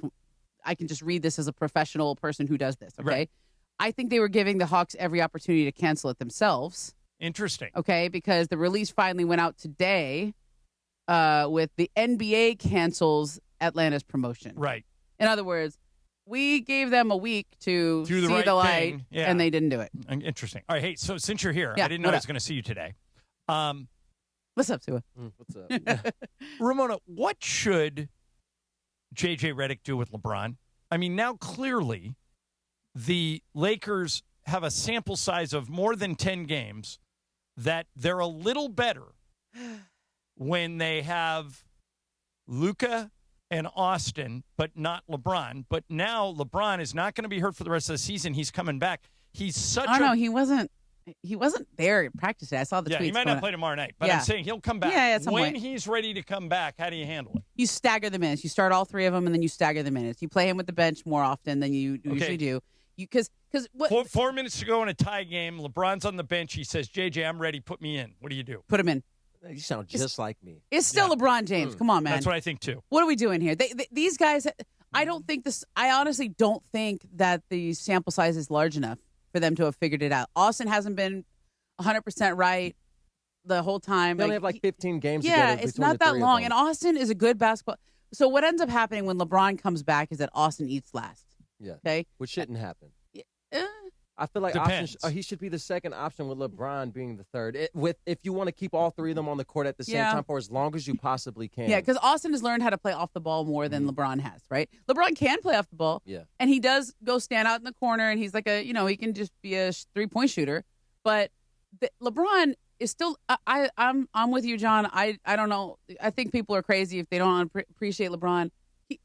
They also had a great defensive effort last night. And Really good. And Maybe they'll be their better. best in months. Yeah. But they made the choice to Yeah, be 'cause they better were on playing defense. hard. They played with energy. Like Yeah. nothing. The player didn't change. Yeah. The plan didn't change. Y'all just They wanted just played to play harder. And unfortunately, you can't pick and choose to play defense if you want to be That's successful. right. And I will say this, and this is not a knock on Luka or anything, but Luka is going to be the guy who sets the tone defensively. If he is being He Luka, played good last night. He played good. But He good was. luck with that, though. That's what I'm saying. Like that has been from the second he came in the league. That was his challenge. And I don't like that. And this is why I'm like, I don't understand his disrespect for LeBron. I won't deny his defense. He doesn't get back at times. Yeah. He expends a lot of energy trying to run down on offense Yeah. and then sometimes won't even come back. Won't deny it. However, Luka gives as much as he scores 50 and will give up 35. I know. The help defense and over rotations to save him is the reason why the Yeah. Lakers are out of position a lot of times on defense. So I was talking on NBA today.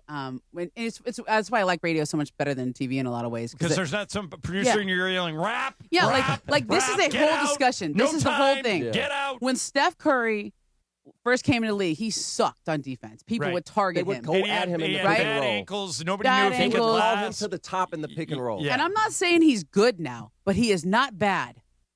So the fact that he is not bad makes it so the Warriors. I think you could describe Luka exactly that way. Right. Luka is a willing defender. He's not good at it, but he's willing. So is Austin. But he's not always willing. I would say Steph is a much more consistent defender than Steph Luka. kind of gambles a lot. He goes for steals. But he can play enough good team defense. Like he can be where he needs to be. He can move his feet. He can not foul. I mean, sometimes he he reaches a little bit, gambles. But Austin's not a good defender, but he tries. He gives effort. Gives effort, gives energy. Luka is not a good defender, and he sometimes gives effort. But when Luka's real LeBron bad- can be a good defender, but he's old. Okay, so he's just conserving effort. So if you could just get all three of them to be not bad, like literally, we're not asking for you to be good. We just need you to not be bad. Yeah, but everything you That said, bar's low. Everything you said doesn't change the problem with the Lakers, whether LeBron's on the court or not. You can't pick and choose when to play defense. That's right. That's a Laker problem. That's right. You need more shooters.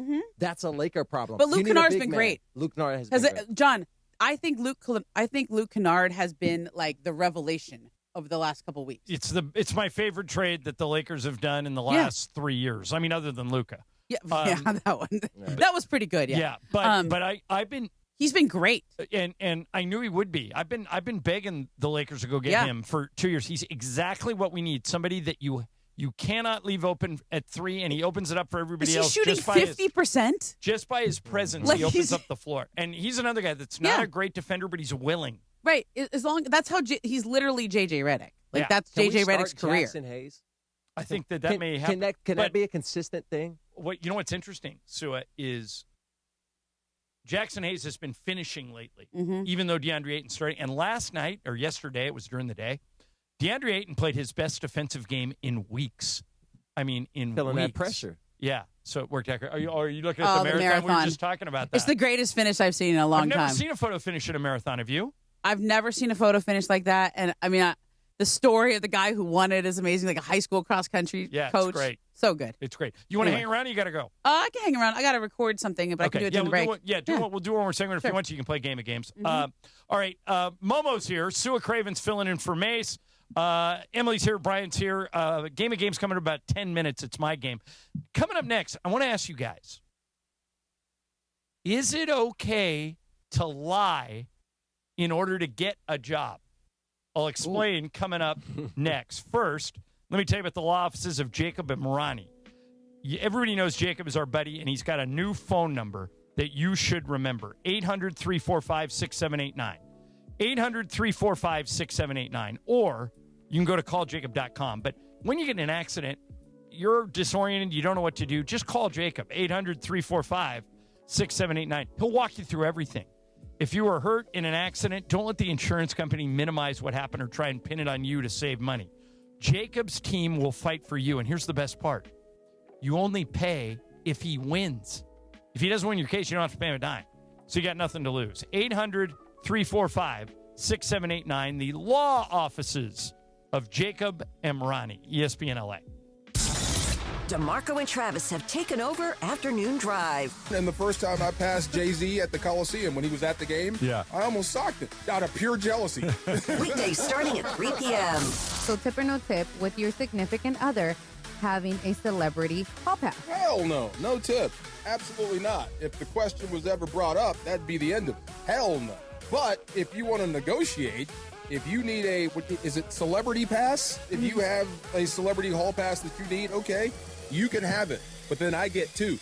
How about that? You get two? Like, not a one-for-one situation? I don't want any, but if you want one, I get two. How about that? Janet Jackson comes knocking. That would be one. And the first time I passed Jay-Z at the Coliseum when he was at the game, I almost socked him out of pure jealousy. Afternoons with DeMarco and Travis starting at 3 p.m. on 710 ESPN. The all-new ESPN LA app. And live on YouTube. Your USC Trojans are back at the practice field with spring practice action. Find out who's making a name for themselves on Trojans Live tonight from 6 p.m. on 7:10 a.m. Trojans Live is brought to you by Monster Energy. Unleash the beast. Waba Grill is an LA original, so we've got to keep it real. Real fresh with our Asian-inspired menu that's grilled to order every time. Real quality with our marinated proteins like hormone-free chicken, ribeye steak, wild-caught salmon, and shrimp. Head to Waba Grill for $5 happy hour, weekdays after 3 p.m. and try our new Chili Crisp dumplings, paired with a premium or beverage drink, like our delicious Thai tea, both for only $5. Only at Waba Grill. It's for you. Do you have 3 ex-wives and your current trophy wife wants a life insurance policy 3 times the size of the policies you had to purchase for your previous mistakes? If so, you need to call Big Lou, a term provider, 800-568-2790. Big Lou is intimately familiar with your problems, and if you're 50 or 60 years old and in reasonably good health, a $1 million policy should only cost about $100 to $200 per month. Big Lou may have a solution for your previous policies as well. You may even save enough money to lighten the load on your new $1 million policy. Remember, call Big Lou. He's like you, except he's only on number 2. Call Term Provider at 800-568-2790. That's 800-568-2790. For $1 million in term life insurance that you can live with, call Big Lou at 800-568-2790. And it is Mason and Ireland, the OGs of LA Sports Radio. Like, that's the problem in the world, is there aren't enough happy shows, fun shows. Mason and Ireland. 710 ESPN. All right, Mason and Ireland, Suez information. Ramona Shelburne, Momo just stopped by. Did you do NBA today? I did, but I took the lashes off, so I only look sort of TV. Yeah, you do look good on TV. Yeah, thank Whoever you. is doing your work is doing a great job. Okay, so I want to ask you guys about something, and I'm not sure how I feel about it. I'm going to have all of you react to it. So you guys know who Ian Rappaport is, Of course. right? Rap sheet. Works for the NFL Network. Uh-huh. He was on a podcast the other day and told a story that his first NFL, he was on with Andrew Marchand, who does a podcast. And he started covering the NFL at the Boston Herald, applying for a job that he wasn't qualified for. He'll explain here, and I'm going to ask you guys when he's done. Is it okay to lie in order to get a job? Here's Ian. You needed 5 years of NFL experience to apply. So I didn't have any. So what I did was I wrote a letter to the sports editor of the Boston Herald, a guy by the name of Hank Hernowitz. And I explained, here's how I cover Nick Saban at Alabama. here's how I would use those skills to cover Bill Belichick. Because it's like sort of the same, right? There's not a lot of access. You learn to break news without having like the principles. Yep. Breaking news on assistant coaches, you can't talk to them. Breaking news on freshmen like Julio Jones, you can't talk to them. So it's like, how do I do it? Yeah. And so I wrote them this long letter, knowing that I would never hear from them again. And they contacted me almost immediately, and they're like, we want to interview you. And so I remember I was covering a Alabama-LSU basketball game in Baton Rouge, and I flew from Baton Rouge to Boston, interviewed, came back down to Alabama, knowing that they had not hired anyone for any of their beats from outside Boston in like 20 years. And they hired me 4 months later. That was the craziest thing about it. Okay, so maybe lie isn't the right word. He didn't. He was told not to apply. They said, don't apply if you don't have at least 5 years of NFL experience. He said, screw that. I'm applying anyway. Did he do anything wrong? No. I mean, I think he sounded transparent in that answer. But I would say, like, I'm like the opposite. I always think that I'm not qualified for something, and I have this fear thing, this imposter syndrome. That's what most women feel. Honestly, looking at data, most women apply for jobs when they are overqualified. That's most men apply when they are underqualified. And then I basically, people ask me a lot of times when I speak to college classes or whatever, like, how do you know all this stuff about the NBA? And I go, I just talk to me. I don't pretend to know what I don't know. I literally go and say, like, if I was covering the Rams, I would go and talk to whoever would talk to me who's smart about football, and I would say, hey, what do you see on that coverage over there? What happened on that play? I would ask you stuff. I asked DeMarco stuff. I would just, that's how I cover the NBA. I talk to assistant coaches and scouts and players, and like when I just don't pretend to be the X's and O's person. Like, I understand it enough to know what they're talking about when they explain it, but I don't pretend that I'm more qualified than I am. So did Ian Rappaport do anything wrong applying for a job that he wasn't technically qualified to apply for? No, and clearly it worked out. He was the guy for the job, so I think he just omitted things. He didn't Brian, lie. any issue with that? Not at all. Fake it till you make it? That's how you got to do it these days. Yeah. And what do you think? It depends on the job. It depends on the job. Yes, 100%. if you're trying to be a surgeon, I'd like you to have more years. But I think in general, the amount of years needed to have for a job is a little BS because people are asking for like an entry-level job and you need 5 years experience. Like, no way. No one can get that. So I think they want the person that's right for the job, not necessarily the person that's qualified for the job. So, I mean, when I got my first job at ESPN Radio in Bristol, I got the opportunity having never worked in radio before. All my coworkers Did you worked in say radio. you had? No, I didn't say I had, but what I said was I worked at NFL Films, I worked in studios. He omitted. I worked in studios, and I also He worked omitted. cutting radio cuts from broadcast to blend in with Yeah, NFL I wouldn't hang films. up on you at that point. Yeah, I would still that's talk why to I you. hired you was because of my studio By the way, there was a whole actual story about a guy who pretended to be more qualified being a doctor than he was. They made it into a show. It was called Dr. Death. He pretended to be a spinal surgeon, even though he kind of was, but he had a lot of problems being a spinal Wasn't surgeon. there a guy? Well, what was that? Yeah. That whole Spielberg movie with DiCaprio, Catch Me If You Can, about the guy faking that he was a United Airlines pilot. Oh, yeah. But there was a real life example of a guy that faked his entire resume and he became the owner of a arena football team. Wow. Yeah. So I think there's a lot of fake it till you and he had make it it. for like a year, and they're like, "Wait, let's vet this guy. He has none of this of what he's talking about." John Wooden used to say that the definition of luck is when preparation meets opportunity. Yeah. I think Ian Rappaport made his own luck. Good for him. Yeah, he it sounded like he was sort of transparent, saying like, I don't really have 5 years experience, but this is what I would do. Don't apply, but here's why you should hire me, and it worked. So good for him. Hey, Momo, before we get to Game of Games, am I right in thinking that Jason Tatum and the way he's looked over these two games now makes Boston the favorite to come out of the East? Yeah, I'm there now. Me too. I mean, I was there. I even thought Boston was really dangerous without Jason Tatum. They were playing really well because they just have you just saw them. They beat the Lakers by 20 or something like that. Yeah, they're really good. They just play really good defense. I think Derek White. Their coach is fantastic. Missoula's amazing. They play. Everybody has a role. They've done a great job developing. Like, look at the Lakers don't have a center, but neither did the Celtics, and then they just developed this guy Neemias Queta, and Neemias Queta is he's really good, but he wasn't a big guy. They just developed him. I know he just got hurt, but he basically had Nikola Vucevic on the bench because he was playing so good they couldn't take him out. So let me tell you about Tatum. Okay, but go ahead, and then I got something else I want to ask you real quick. He did the same thing Kobe did, which is have surgery the morning after he tore his Achilles. So before the inflammation sets in. You go under the knife, because if you wait, then you got to wait like a month for the swelling to go down. And that's why he's been able to come back so quickly. Plus they do, and I'm not going to do the clapper vision, but they did this new kind of technique, which is what Aaron Rodgers did a couple years ago, which is what, remember in his whole documentary, he was trying to come back in 9 months or whatever. People thought he was crazy. But with that new technique that they're using, you can come back much faster. It's just a question of when you actually have that Achilles surgery. And I think he came back quickly, and I think that technique is really changing that injury to the point where it's more like an ACL than it is a year and a half till you're back. He looks great. He looks really good. All right, last thing for you before we go to Game of Games. Pablo Torre did his 9th podcast about the Clippers and aspiration, but this time he's got him. He's got actual proof.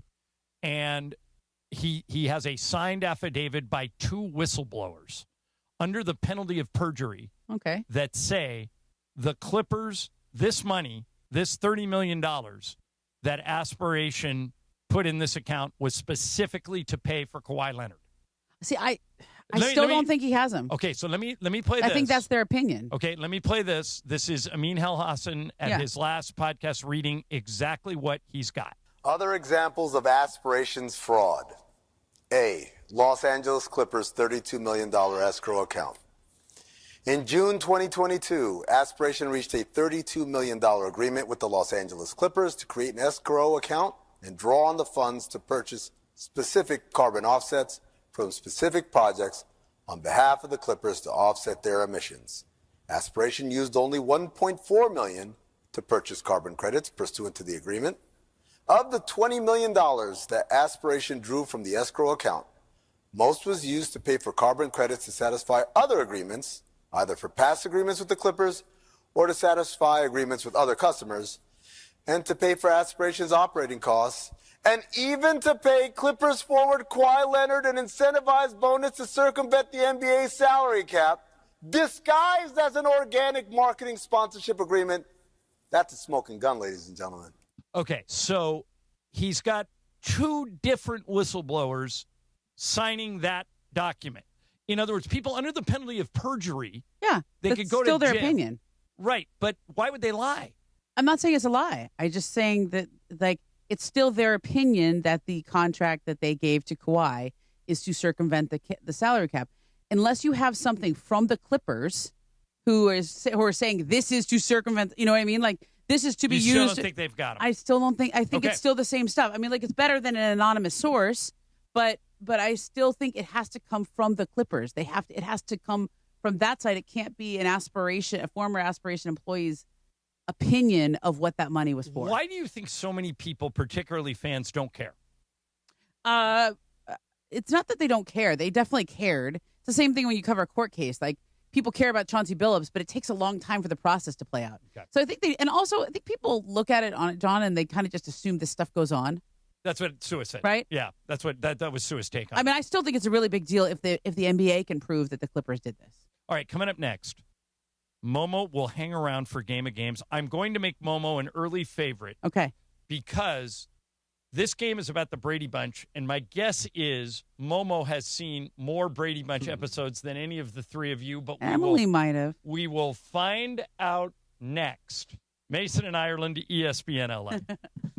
Your morning drive begins early in the Southland. Luckily for you, we present Unsportsmanlike with Evan, Canty, and Michelle. Weekdays 3 to 7 a.m. on ESPN LA. If I just said LeBron retired today, are they getting closer to a championship than they would if he kept playing this year? This season? This season. It's crazy to think that, but yeah, I think so. Start your day with Unsportsmanlike before the Sedano and Cap Morning Show at 7 a.m. Mornings on ESPN LA. Hey, everybody, it's Cappy here to talk to you about Prize Picks. And, of course, I want to remind you, first and foremost, download the Prize Picks app today. Use my code Cappy. Get $50 in lineups when you play your first $5 in lineups. That's code Cappy to get $50 in lineups when you play your first $5 lineup. So, listen, here's the thing. Right now, basketball season, you got to shoot your shot, man. Prize Picks, you get $50 instantly in lineups when you play your first $5. Come on, that's $50. They make every dunk, every dime, every board that much more exciting. I'm literally following the game while I'm on the Prize Picks app, and it's so easy to play. You just pick more or less on 2 to 6 player stat projections. If you get them right, you're cashing in. Now, I like a little flex play because you don't have to get everything right to still win. But on the other hand, the power play, you got a much bigger shot. Prize Picks is a great way to put your takes to the test. So download the Prize Picks app, use my code Cappy, K-A-P-P-Y, to get $50 in lineups when you play your first $5 lineup. That's code Cappy to get $50 in lineups after you play your first $5 lineup. Prize Picks, it's good to be right. Every 40 seconds, a child is reported missing. Find the Children is a nonprofit organization dedicated to helping find missing kids. You can be a part of their mission by donating your unwanted car. Call 1-800-294-0222. You'll receive the maximum tax deduction, and we provide fast, free pickup. Call 1-800-294-0222. Donate your unwanted or unused car. Call 1-800-294-0222. This advertisement was paid for in partnership with Cars R Us and Find the Children. I'm Boomer Esiason. My mom died from cancer. She was only 37 years old. She didn't have life insurance, and that was devastating for my family. That's why having life insurance is so important to me. Ethos makes it fast and easy. Get a quote in seconds, apply in minutes, and get same-day coverage. You can get up to $3 million in coverage with no medical exam. Get your free quote at ethos.com/play. That's ethos.com/play. Paid spokesperson. Time spent on application may vary. Online health questions required. Mason and Ireland. They say nobody loses like sneaky bastard. Unbelievable. Oh, it pays to be a loser, people. On LA's mega sports station, 710 ESPN. If you're a loser, it pays. Back to the guys. Here's the story of a lovely lady. There it is, the theme song from the Brady Bunch. Game of Games time. Last Wednesday, the LA City Council designated the Brady Bunch house as a historic cultural monument. A move that granted landmark protections to the Studio City property made famous by the show. So this is a game about the Brady Bunch.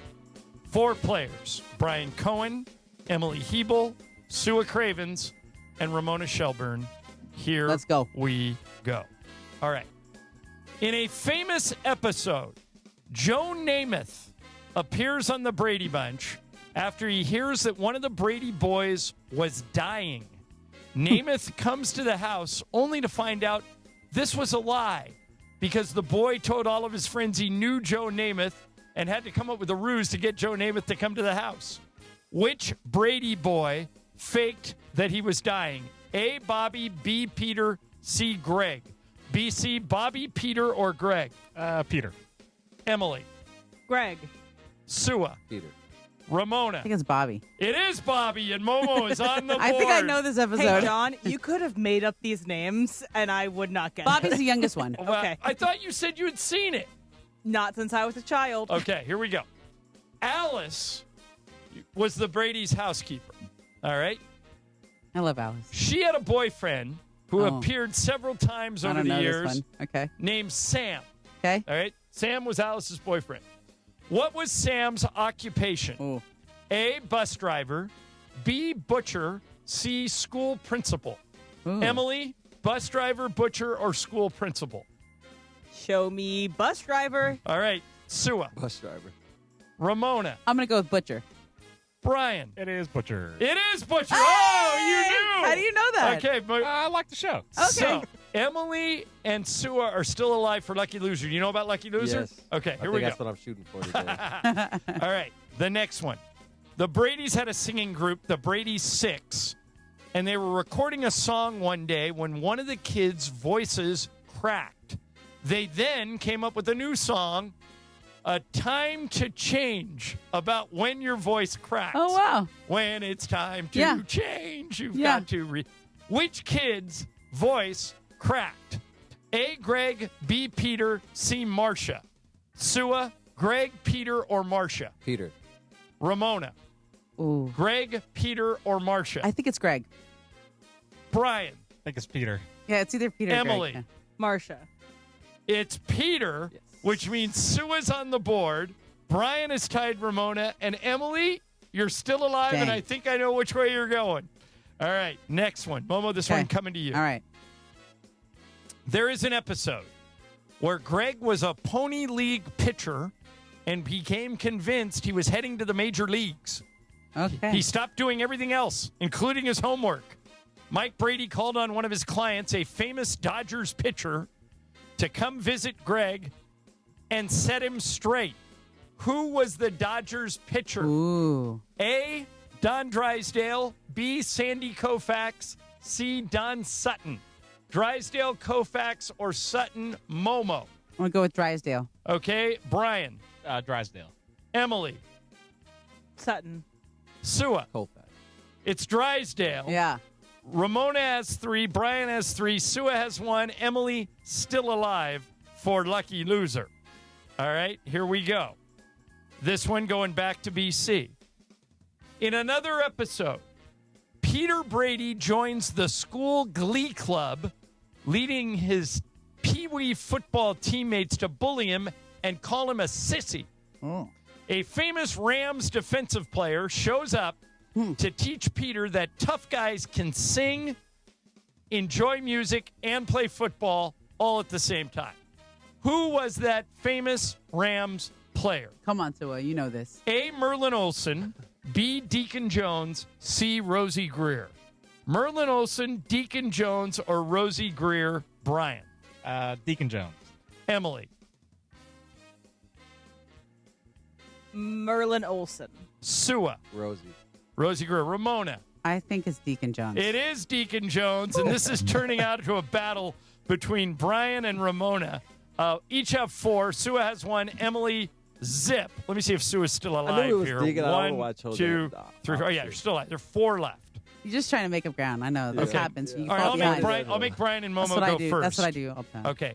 Momo, this one coming to you. Yeah. Marcia has a date with the big man on campus, a guy named Doug.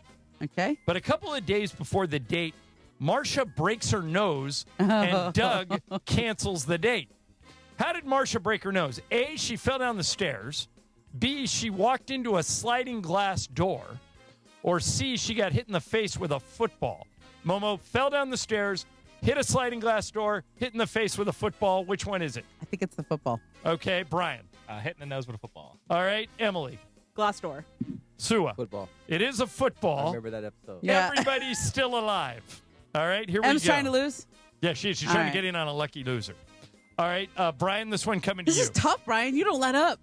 Come on. Yeah, I didn't take Miss it for one. a big Brady Come Bunch on. guy. There was an episode where Cindy gave Marcia's diary to the Goodwill by mistake. Oh. In it, Marcia's dream of dreams was to become the wife of this celebrity who made a cameo appearance on the show. Oh. Who was the celebrity? Brian, A, Davy Jones, B, Desi Arnaz Jr., or C, David Cassidy? Davy Jones, Desi Arnaz, or David Cassidy, BC? Cassidy. Okay, Ramona. I think it is David Cassidy. Okay. Dude, I can't get Sua. we gotta separate. You're going Cassidy. Emily. Who's the first one again? Davy Jones, Desi Arnaz Jr., or David Cassidy? Davy Jones. No one got it. You're still alive, Em. You knew. it Desi Jarvis Arnaz? is saying you knew it was Desi Arnaz Jr. I Desi thought it Arnaz. was Desi too, because that's the guy from I Love was Lucy. either yeah. Yeah. All right. Next one. That would make sense for him to do a cameo too. Let's see how many we got left. 1, 2. All right, Sua, you're out. All right. All right, here we go. Ramona and BC have 5 each. Oof. Emily, 0. So she's still alive for lucky loser. Okay, Momo. Yeah. There was a famous episode when the kids all collected a bunch of trading stamps. The boys wanted to use the stamps to get a rowboat. The girls wanted to use them to get a sewing machine. Uh-huh. What did the kids settle on as a compromise? A, a microwave oven. B, a color TV. C, a new turntable stereo for the living room. Microwave oven, TV, turntable stereo. Momo, which one? Ooh, I don't know the answer, so I'm going to be guessing. I'm going to say a microwave. Okay, Brian. Also don't know. I'm going to go with TV. Emily. I want to go. I'm going to go with microwave. The answer? A color TV, Dang and it! Brian Cohen is taking the lead. Momo threw me off. I was going to go for it before I you was said going to see it. the color TV or microwave, but color TV sounded late. Like, didn't color TV start earlier than the Brady Bunch? I don't know. Okay, last one. All right. Brian 6, Momo 5, Okay. Emily zip, and she's still alive for Lucky Loser. For the first 2 years of the show, the Bradys had a dog. Then that dog was written out of the script and he just went away. What was the name of the Brady's dog, BC? A, Tiger, B, Charlie, C, Max. Tiger, Charlie, or Max, Brian? I'll go Tiger. Okay. Momo, you can go Charlie or Max. Let's say Charlie. Okay. Emily. I don't know. I don't know. It's really tough. Tiger, Charlie, or Max? I'm going to go with Max. You'll be glad you did. The answer is Tiger, and it's a showdown between Brian and Emily. All right, here Brian you go, definitely guys. knew the dog one. Come on. You did good, though, Momo. Dog guy. Yeah. And Travis has been in here telling us, oh, this is so easy. You knew? It's like Pepe. Oh, yeah, you're 10 for 10 or 9 for 9, whatever it is. Okay. So here's the tiebreaker. Each one of you write down a number. The Brady Bunch ran for 5 seasons. How many total episodes of the show aired on TV? How many total? How many seasons are there for? 5. How many total? Yeah, I'll let you guys guess too. But Brian and Emily are the two that are battling for the point. All right, Em, Okay, I have it. Okay, Brian, did you write a number down? Yes. What'd you write down, BC? 150. 150. Em, what'd you write down? 120. All right, Momo, what'd you write down? I wrote down 180. Sua? 160. Okay, we have a winner. The correct answer was 117. Emily, he was come from behind as a lucky loser. I wrote 117, crossed it out, wrote 120. Because if you think about it, back in the day when they had 20 episodes a season, everybody hits their 100th episode in the 5th season. So once you said it was 5 seasons, I kind of knew where I was going from there. Yeah. You're Very weird good. for knowing You these didn't deserve things. to win because you got absolutely none of the questions right, but that's why we have the lucky loser. Wow, good Play job, my Em. music. By the way, aren't you ahead? Yeah, this is my 3rd win of the month. So what's the score? The score is me 3, Ramona 1, John 1. Wow, Emily Didn't with she the technically win icebreakers today as well? You get another 5K. You pulled the double today. What John, a day. This is where you might be going into a mistake having me not really do a lot of games because I get to play in all these games. Yeah, but after the basketball season, you're going to have to do them regularly. The reason for people who don't listen, if there's a way, like tomorrow, Michael will do the game. Wednesday, Mace. Thursday is Pepe. And Friday is Brian. I don't make Emily do a game unless we have to make her do a game because she does more work than anyone else on the show. So you're taking advantage of your position as the executive producer of Mason and Ireland. All right, Momo, are you coming to the game tomorrow? Minnesota, good game? I think I'm not. I have a story to finish. Okay. So I gotta. Can you tease it or no? No, it wouldn't be that interesting. It's like Giannis related. Okay. Yeah. It's not that interesting. All right, coming up next, Super Crosstalk. Momo, have a great day. Thanks, guys. ESPN LA. Purple and gold-blooded. The Lake Show play here. Tomorrow, after 2 straight wins at home, the purple and gold are looking to make it 3 as the T-Wolves come to town. Got it to Rui, now to Luka, 3-pointer, good. And Luka delivers the final blow. Lakers battle the Minnesota Timberwolves at Crypto.com Arena. Coverage begins tomorrow night at 6:30 p.m. Every dribble, every dunk. This is the home of the Lakers. 710 ESPN and the ESPN LA app. Not sure what to do this week?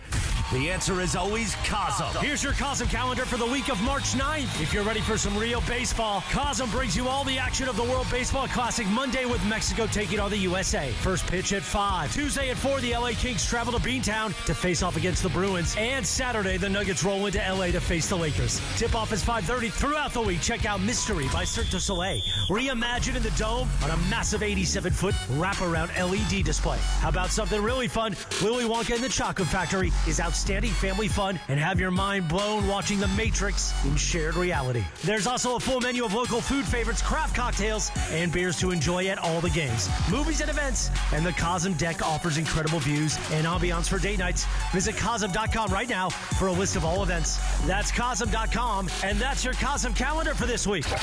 That's your Cosm calendar.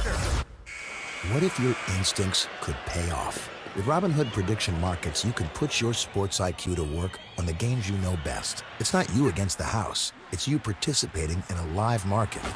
Buy or sell your predictions all game long. Trade every play with Robinhood. Visit Robinhood.com/predict. That's Robinhood.com/predict. Futures and cleared swaps trading involves significant risk and is not appropriate for everyone. Event contracts are offered by Robinhood Derivatives LLC, a registered futures commission merchant and swap firm. Hey, it's Chris Morales. This March, during Colorectal Cancer Awareness Month, our friends at Providence remind you that colorectal cancer often starts with no symptoms, but screening can save lives. If you're 45 or older, it's time to get screened.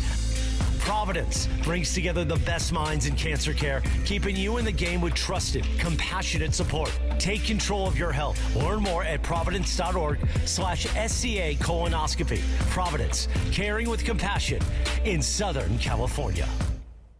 ESPN AM 710 Los Angeles. It's the greatest segment in LA sports radio history. Oh my God.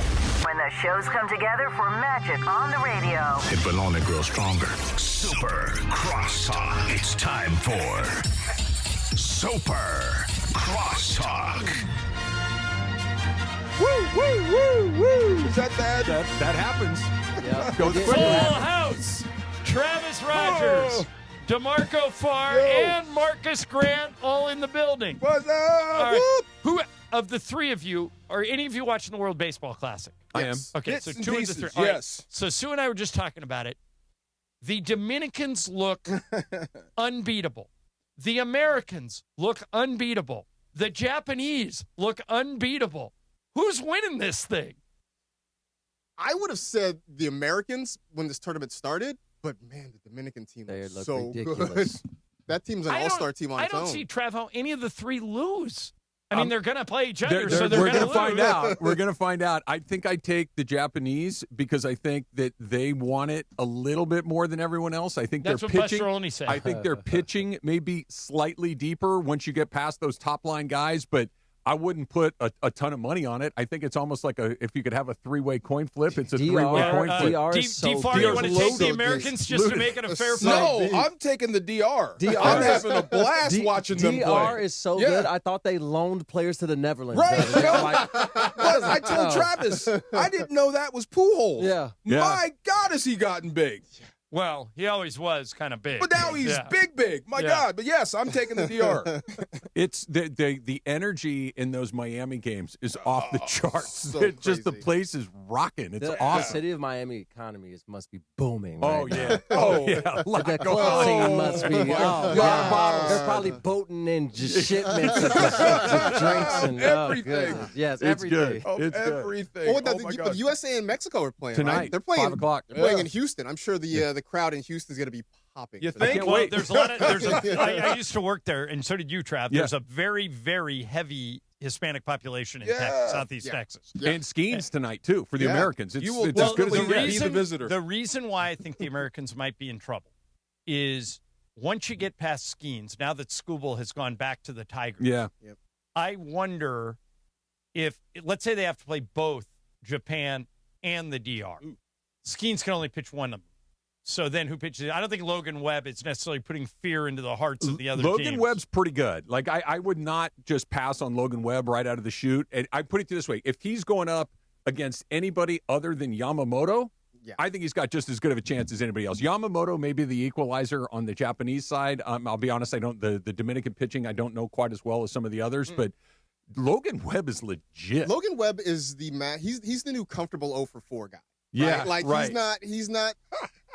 You know, it's somebody's got to do it. It's what they said, but it's what they said about Greg Maddux, right? Yeah. Like he's not throwing upper 90s at you. He's not busting you on the hands. He's like, you sit there and you watch Greg Maddux, you're like, I can hit this dude, and next thing you know, you're 0 for 4. Like that's kind of what Logan Webb is. DeMarco, there have been an insane amount of NFL signings today. God, I mean, like way more than I thought. And some pretty big ones. Mike Evans going to the Niners, Tua going to the Falcons. Big Evans. I think it's a great signing for the Niners. Me I too. think he's going to get 100 targets. Me too. Easily. If he can stay healthy. I think he becomes the number one receiver also. The Rams, who over the weekend gave Trent McDuffie a contract extension, making him the highest paid quarterback in NFL history. Highest paid corner, Sua. Then went and got the other Chiefs corner. Yeah. And what did you think of that? Look, sometimes this is the NFL economics. You can't pay everybody. You want to keep them all, but you can't. So sometimes you start hemorrhaging good players. That's what's happening in Kansas City. So, look, it's exactly what the Rams needed. This makes Shula a better play caller. This makes Jared Verse a better pass rusher, or whoever else they line up out there. You can do some more bump and run than you've done than any time in the last 4 or 5 years, outside of when Jalen Ramsey was here. You actually have a chance to be a real defense. You don't can have load to the box and still be defending the pass. Right. To the Lakers, it's like you don't have to use zone or overuse a zone because we can't cover anybody. Now you got a guy that you can say, hey, Jackson Smith and Jigba, meet That's McDuffie. you all day. This is you. Right. We talked about Mike Wilson. Is it Mike Wilson from Arizona? Kendrick Bourne, Juwan Jennings, the receivers that we don't talk a lot about that just killed the Rams. Now you've got a guy. somebody to match up with Go him. lock up with him. Which honestly felt like why the Niners countered with a Mike. Not that they didn't need a Mike Evans anyway, but I think they saw what the Rams did. They're like, all right, well, we see your McDuffie. We're going to raise you a Mike Also, Evans. Marcus, not for the people, timeline of Kittle's for people injury. that don't know, of course, Sua and DeMarco played in the NFL. Marcus Grant's real job is that he works at the NFL Network. We steal him whenever we're lucky enough to get him. Marcus, what was the most significant move in your opinion? I saw Kenneth Walker to the Chiefs. I love that. For them. Yeah. The Evans move was big. Anything else pay him? jump out at you? I mean, I guess it wasn't really a free agent move, but I think this whole thing sort of kicked off with the Max Crosby trade to Baltimore for the 2 first-round picks. I actually thought that was a good trade for both teams. It's a good trade for both teams, right? It gets Crosby one. Just if you love Max Crosby, set him free. It's what I told Greg Bergman. You're right. He was really down about it. Like if you really love Max, set him free. So he goes to a place where he has a chance to contend. But as the Raiders, you get more draft capital, you get more assets to try and build this thing. Like they're taking Fernando Mendoza number 1. I think this is a year where I think you tell the defensive side, like, hey, it's just going to be a struggle. We're going to load up on offense. We're going to build that offensive line. They gave him a good center. We're getting some pass. Yeah, they gave him a great center. Yeah, they just signed Linderbaum. Hey, Rook, just call the play. So this is a year where, hey, we're going to try to load up on the offensive side, and then next year and the year beyond, they will start to try to build. You know, the one thing I hate for Max Crosby is the AFC North is all outdoors. And so he's gonna have to change cold his outfit. weather, too. Yeah. Well, I want to see if he can go like straight skin. Like Max is crazy, right? He wants you to think he's nuts. Let me see you go straight skin in Cleveland. By the way, you were a California boy who got sent to the East Coast. Look how he's dressed right now. It was awful. So that's a thing. Yeah, well, like, we played adjusting to at the Landover cold. or at FedEx Field right next to the water, and so it would be like it feels like 30 or it's 30 degrees, but then we'd have that little thermometer on the field that says feels like 7 with the wind chill. So, Right. Yeah, not California weather at all. Yeah, that I think Crosby's going to be great wherever he is. I love that guy. He's just a gamer. But DeMarco, I don't remember this many people signing on this day last year. Did they? And I just forgot. Okay, so the cap went up.